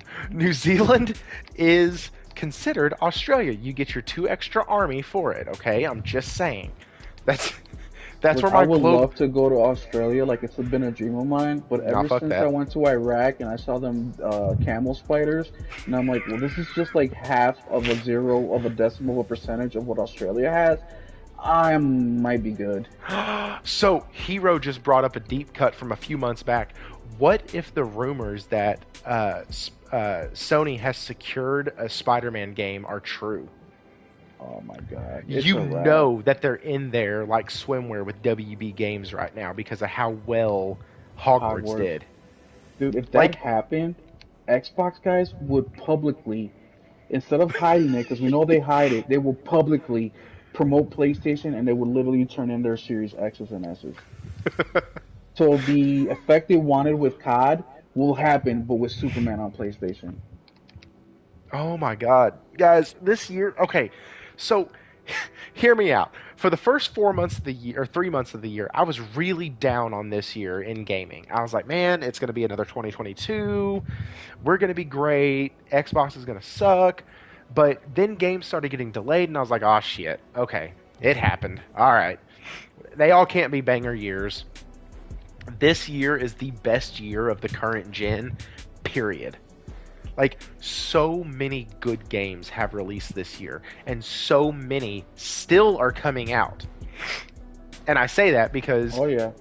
we have Spider-Man 2, we have Super Mario RPG. Those 2 games alone are going to carry the rest of this year. Even the smaller ones like RoboCop, Oh all shit, the yeah, RoboCop DLCs comes that we out. got coming, The Sonic um, game came out, and I yeah. love that somebody gave that a chance. I am so happy that you and I don't agree a lot on choice in gaming, but that game, I absolutely loved the smoother design of Sonic Mhm. and the way they Dude, it still. reminds me of the Genesis, except with upgraded graphics and a little bit better level design. Some people disagree with me on the level design part because it goes vertical and horizontal, where people just want strictly horizontal. But I like both Horizontal. Dude said horizontal. horizontal. Hey, Horizontal. pause. Now she's a whore. That's so mean. But yeah, yeah, Hero, the Pause. game is good. I just wouldn't spend the 60 on it. I think it's overpriced at that. But if you can get it for the 30, oh, absolutely worth it. Dude, if you like Sonic from the Genesis, you're gonna like this Sonic. And that's what I was talking about earlier with people that are just so stuck on nostalgia that it doesn't something like Sonic they're shitting on because it's not like Sonic freaking CD. I'm like, dude, that was 30 years ago. Like you cannot expect for the pixels to be the exact same. But yeah, no, it's a good game. Dude, you were talking about that earlier, going back and playing older games. And I was thinking about this today. Like, Tekken 2, I went back and played it because it's part of the PlayStation Plus Premium. And I was like, this doesn't slap like it did back then. It looks like shit. Like, it looks terrible. Which one? Tekken 2. Have you ever played it? It's a fighting game, Tekken. I'm not a big. Last fighting game I played was probably, I mean, a little bit of Mortal Kombat, but heavily was like Street Fighter for the Super Nintendo. So Okay. I'm like way behind on fighting games. I will be getting Tekken though. I did not get Street Fighter, but I will be getting Tekken just because I saw the anime on Netflix and I really dig it. I'm sorry, you saw the what? Where? The anime on Netflix. Uh-huh. You didn't know they had a Okay. Tekken? No, but I've seen the entire Street Fighter anime from a long time ago, and that There's shit a was Street Fighter anime. fire. Oh, you need to watch it. I mean, I It's a don't watch whole, anime, but bro, it's a whole setup between like Ken and Ryu, and if I'm not mistaken, either Ryu or Ken gets brainwashed by M. Bison, and like let's play it. you have to, you like go through the whole thing, and like you're watching as I can't remember one of the two. Like, yeah, it's so good. It's in the same like art style kind of as like a GI Joe time frame, Hmm. uh, but oh my god, it's so good. And yeah, And Josh, I don't know if they're coming out with a new Tekken anime, but I saw this one like late last year, and it was basically the main character where he gets like devil wings or something, and he fights like his yeah, dad or his uncle. But that was the Tekken anime. It's pretty short. I think it's like 6 episodes, but they got to go to a fighting tournament. But that's the one that I watched on Netflix, and I dude, I'm saw gonna it. have to watch that. It was pretty good. And Cyberpunk anime is so fucking good. If you guys haven't watched Cyberpunk anime, please do. I mean, I'm not a TV watcher, but when I get like shit like that, I'll fucking watch it, dude. I'll sacrifice an hour of my gaming time to watch something like that. But check it out. Yeah, Tekken anime is awesome on Netflix, and the Cyberpunk anime is fucking amazing, dude. When you talk about how PlayStation is coming out with these movies, like God of War and Ghost of Tsushima, like I hope if they do half the job that Cyber or the company that made the Cyberpunk anime did, I'm gonna be happy. I'm gonna be ecstatic. So, 50 PS gamer, you should. I should what? Hang on. You should buy. Who should Oh, who should who buy should Sony? Who should Sony? Sony buy? All right, so this is where we'll Yeah, end but tonight. Thrifty's Okay, unrealistic with this, dude. Tell shut him. up, shut up. I am realistic. No, you're I have, unrealistic with this one. bro. I have an entire hour-long video explaining all the reasons why it works. Okay, No, it doesn't. But from okay. Sony's side, from Square Enix's side, I have it 6 ways from Sunday as to why it works. It is an airtight argument. It's actually I one of my disagree, favorite but videos that I okay. did because I actually wrote out all of the points. Wait, when did you do And this? 6 months ago, Okay, I'm gonna tomorrow seven. at work. I'm gonna watch it and I'm gonna comment on I there. think it was 7. It was a thoughts with Thrifty. It was on a Sunday, Okay. and it's Josh. I think you were in the chat. Um, but listen, here's the main reasons. Actually, fuck it. You know what? I still have my notes because I write all my shit down in my phone because I'm addicted to my damn phone and I can't help myself. So let's do this. Let's do Square Enix. Square purchase. I did it. It's in April is when I did it. So here's the reasons why. Stability, and these I expound on these in the video, Stability but for who? Square Enix. So you're naming the benefits for Square, but not the benefits of Hang PlayStation. on, would you let me finish? You're Okay, I'm acting like sorry. an I'm Xbot sorry. right now. I am. I You're am. jumping I'm to sorry. I take conclusions. that back. So, Square purchase. Number one, stability. Number two, realistic expectations. Number three, money and talent. These are all the things that Square would receive from Sony. Okay? So, them's are fighting words. Yeah, no shit, Josh. So, listen to this. Those are the things that they would receive from Sony. Things that they desperately need. I am so fucking tired of hearing Square Enix have a game that sells 7 fucking million copies and they go, "Oh, it failed to meet our expectations." Figure it out, you jackass. You should have known that your game's not going to sell that much, and if that's your expectation, you're stupid. Like, the game was a banger. It sold a shit ton of copies. Stop overspending. Realistic expectations. Money and talent. Square ends up bleeding money like no other company I think I've ever seen. It's really bad. And Sony knows how to streamline things. They have stuff streamlined with the talent they have. And based, I do not freebase cocaine. Anyways, go look that up. Just type in freebase. Never mind. Don't do that. I can't tell you to do that. That'll get. I don't want to get banned before I get monetized. That would suck. So, anyways, the talent. Sony, everybody knows this. They'll send out people to help you. They will put you in touch with all of their studios that are doing similar kind of things that you are, so y'all can like share stuff. And it's helpful to Square Enix. Square Enix is not good on an island by themselves. That's why they have great relationships with things like Platinum Games and stuff like that, because they're not good by themselves. Here's what Sony gets, because that's the big thing, right? What does Sony get? Sony gets more money. Number one, they get more money from the sales of games. Final Fantasy 15 sold 10 million. Kingdom Hearts 3 sold 6.7 million. Final Fantasy 7 Remake sold 8 million. So when you look at those titles, PlayStation got about 30 to 40% of each one of those sales. If they own Square Enix, they get all of it. Okay? So big thing, they get money. And what does Sony like? Money. So it helps them. Also, what is a market that Sony would love to tap into, but can't, because they don't really have an inroad with them, because they've hated each other since the early 1990s. Anybody want to guess? Will? I have no idea, dude. No idea. Okay.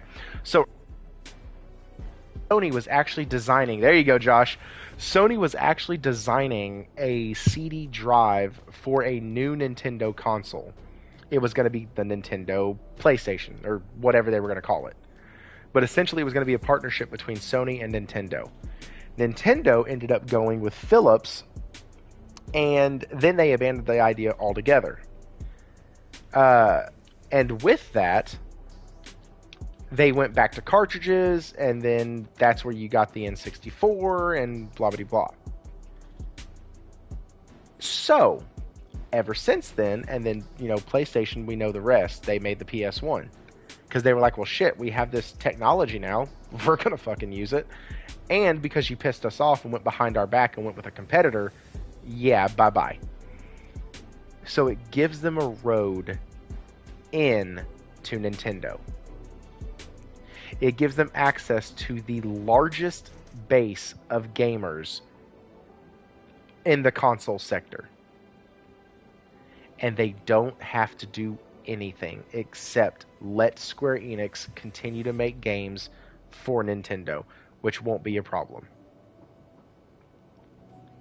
Sony gains a shit ton of money from Nintendo, or from Nintendo players, which is, I think, the greatest thing. And then they also get the extra money from the exclusives not having to give, the publisher 70% because they are the publisher. It makes sense on every fucking level. Sony knows how to go into a development studio and go, hey guys, listen, that's cool, you can stay, you're shit, you suck, that's cool. Guys, these are the games we want y'all working on. And then they solved the biggest problem that Square Enix has, which is taking everything and trying to throw so much shit against the wall and see what sticks, instead of just focusing and streamlining certain titles. We shouldn't be waiting 7 years to 10 years in between Final Fantasy mainline entries.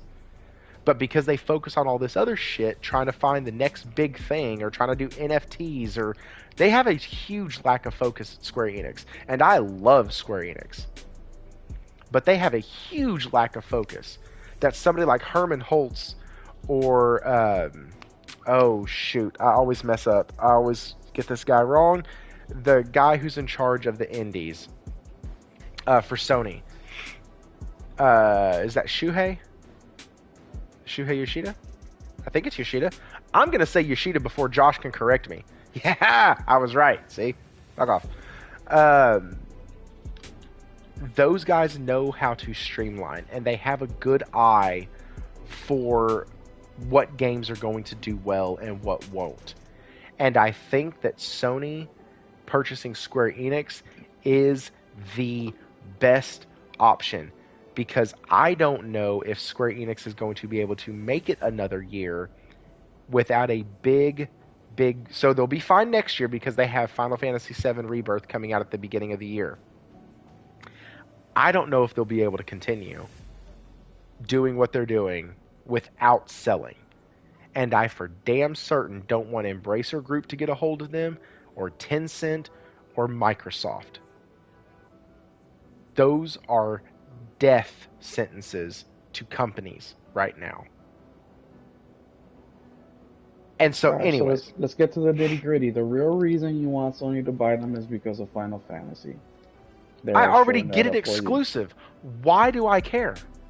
That's what I'm saying. No. Listen to... But in you agreeing with that statement... Look how emotional you're getting over this, Thrifty. But that's not my thing. Company. It doesn't matter. I am looking at it strictly from a business standpoint. The company... And yes, in some level, you're absolutely right. Absolutely. Yeah. No, you made some very good points. But you're right. With you I do want it because of points. Final Fantasy. Because I want to see Final Fantasy continue. And if Square Enix keeps going down the road they're going down, it won't continue for much longer because they won't be able to stay open. And so they need Sony. Sony doesn't need Square Enix right now. No, they don't. But PlayStation needs more important shit than Square Enix right now. That's why I disagree mainly. But no, it's a good buy, and it's in the top 10 for sure, but not in the top 5.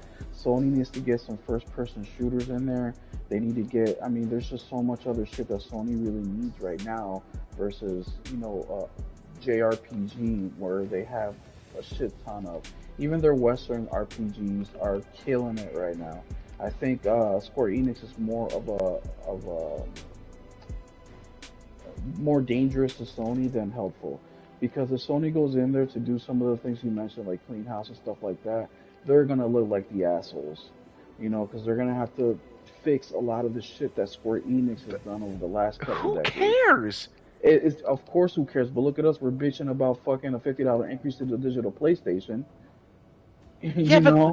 But listen, so what is the one thing that solves I'm saying the juice all is the not problems? Worth the squeeze. What's the... Okay, so here's the other thing. You're looking at this, so this is really interesting, guys, because we have two different perspectives here, and here's why.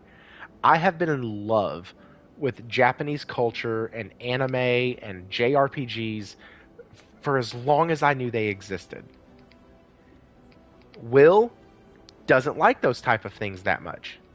So looking at a company like what they should do and what they shouldn't. He's like, no, we need to develop these Western RPGs. We need to develop these That's where the money's at. these first person shooters and all this other stuff. Why? Because that's what the Western audience loves. But that's where the money is. I mean, but it's not. It's not just... Look at Persona 5 Royale and then tell me that that's where the money is. Yeah, but you're talking about one out of how many games? I mean, if you look at Sony, what they've been selling the last 3-4 years has been Western RPGs, dude. That's what's and it's been Sony a travesty that's pissed off the Japanese people because they feel like they've been left in the dust. Well, I'm sorry. We can survive without... Sony can survive without the JRPG market. They cannot survive without the Western market. Now listen, this is the most entitled I will ever sound, is when it comes to this topic, because I want to look at Sony if they keep abandoning the Japanese market and go, bitch, we brought you here. No, and yes, I agree. No, we shouldn't abandon them, even though I don't like those games.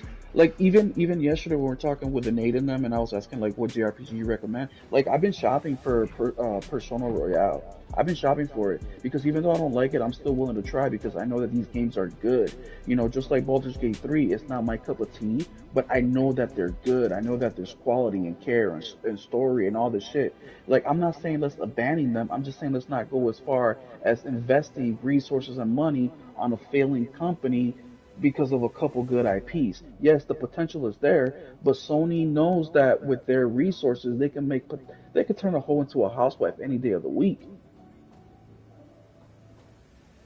They have the skill to do that. They have the talent to do that. So the question is, out of all these hoes, who should we invest in? Should we invest in the 45-year-old single mother of 10? Or should we invest in the 23-year-old who's had a couple hiccups in her life but has a ton of potential? And that's what I'm looking at as. Like, yes, it's a good buy. That's why I said it's in the top 10. But it's not even in the top 5. And there's more things that will secure PlayStation's future more than Square Enix. Even if, as much as it hurts to say, because I may not like them, but I still enjoy them, like Final Fantasy VII, the remake, it's a gorgeous game. The art style is amazing. That's why I've played it for as long as I have, and I will go back to it. But if those games disappeared off the face of the earth, it would not hurt Sony. Oh, I disagree. I disagree heavily. Here's why I disagree. And I disagree because if you look at those games, even the multi-plat ones, like the JRPGs and the more Japanese-centric titles, even if they're not RPGs, they sell exponentially better on the PlayStation 5 if they're available on the PS5. If not, they sell exponentially better on the Switch. Also, they need to make money, and I get that, but the whole thing that I mentioned gets solved when you realize that the main thing keeping Square Enix afloat is actually not Sony, surprisingly. It's Nintendo. It's the mobile. And the mobile. Nintendo, I'm sorry. And then the mobile. Yeah, I mean, so their mobile games make a fucking metric fuck ton of money. I mean, if Sony buying them will stop them from making mobiles and have them focus on fucking games, then yeah, I'd be all for it. But that's not realistic for me to say. Nah, because Sony already bought a studio for that. And here's the deal. So we talk about trade-offs, right? Like, what can you bring to the table? It's one of the things that the dude head of PlayStation, son of a bitch. Herman Hulse? No, Jim Ryan. Thank you. It's one of the things that Jim Ryan talked about in his interview was that, hey, listen, when we acquire a studio, the things that we're looking for are the things that we're lacking. Yeah. Right? Yeah. So right now, let's talk about Western-style RPGs, and let's see if Sony is lacking. They're not lacking Western RPGs. They're lacking shooters. They're lacking. There's. Okay. They're so not wait a lacking second. on JRPGs. Whoa! What did they do? They solved their shooter Bungie. issue. Okay. No, they got Bungie. They got Fire Sprite. They have 3 fucking shooters coming out in the next couple years. Fire Sprite hasn't done anything. Bungie is still running off fucking they're multi-plat, and but they've already done what you said, and they're already working on it. No, they haven't. There's no exclusives for Sony that's going to attract the gamer to Sony. There just isn't. Everything that it's just like Xbox. Everything that they put out so far has been multi-plat, hasn't attracted them shit. If anything, has lost them money because going multi-plat has enabled PC users to stay with PC or go to PC because the quality is so shit on the consoles that might as well invest $500 more and get a mid-range fucking PC. So they're hurting themselves by doing that. So them acquiring Sony, yeah, it's a good get because of the expertise, so they can help out some of these studios, like maybe Firesprite, who's building a shooter. But once again, we don't know how that game is going to perform. And guess what? If they do come out with a game and it's ass, it's going to hurt Sony even more with the first-person shooter problem. So from what I hear is... Because he's retired, Jay. No. Here's the fun part. So what I hear is, yes, Sony has done the thing that you want them to do, but they didn't do it the way you want them to do it. No, so you want them to try again? Nope, that's not what I said. I said that they've bought a first-person shooter developer mainly, right? Firesprite. Firesprite. But they haven't put out anything. There's no return on Firesprite yet. Now look, if Firesprite comes out... This shit takes time! I understand that. Just like Square Enix will take time. Bullshit! Square Enix already has like 5 games in development right now with another 30 in the pipeline that are all AA titles. Yeah, but they're not going to make the money that PlayStation needs them to make. I mean, look, they're already struggling with single-player games. They're already struggling with that. We know that. They're spending way too much money and the return is not all there. We know I this. agree. And that's another reason that they bought Bungie, because they can get some of that money coming in as well. Oh, wait. Whoa. You were talking about Sony. I thought you were talking about Square Enix. Firewalk. No. Thank you. Sorry, Firewalk. Diablo. You kept calling us Firesprite? Yeah, Firewalk. Yeah, I kept calling it Firesprite. I just think that there's more pending. Like, I'm not saying it shouldn't be a purchase. It just shouldn't be their next 5. Maybe their next 5, but not their next 3. I think there's more pressing matters than Square Enix. And look, if it's in the bidding competition, you know, for example, if Tencent or something like that is going after Square Enix, then yes, Sony needs to pull the trigger and take them off the market. But right now, we're getting the milk without buying the cow. Let's keep it like that and get the milk we can't get from the cow that we don't have, versus getting the milk that we are getting and investing all the money and resources and all the shit that needs to happen. So now wait a second, hang on. Because we have to end the stream. But we do. We do have to end the stream. It's almost midnight. But listen, here's what I'll say to that. We praise Sony for working with these studios and getting them to where they need to be and then purchasing them. But we also praise them for having them work for it. I get that. I get that. It's not pulling the numbers or the quality or performance. I get that, but listen to what you just said. Why buy the cow when you already get the milk for free? Right?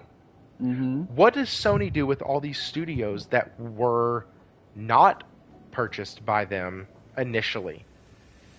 They were getting the milk for free, but the milk tasted good, and they bought it. And that's where we move to the analogy that I mentioned earlier. Why would I go with a single mom of 45 years of age who's got 10 kids versus the 23-year-old who doesn't?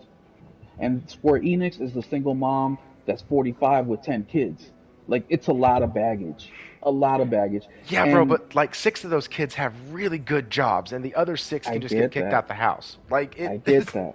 But look at where Square Enix is right now. They have a lot of good IPs, and a lot of them are pulling in numbers. But yet, Square Enix is in a position where if one of those fail, they're done. So yes, they have a strong foundation, but one hiccup and they're done. If Sony buys them and that hiccup happens under Sony's watchful eye, look, Sony's not perfect. Just because we know their history and they can turn something bad into good doesn't mean that they're batting 1,000.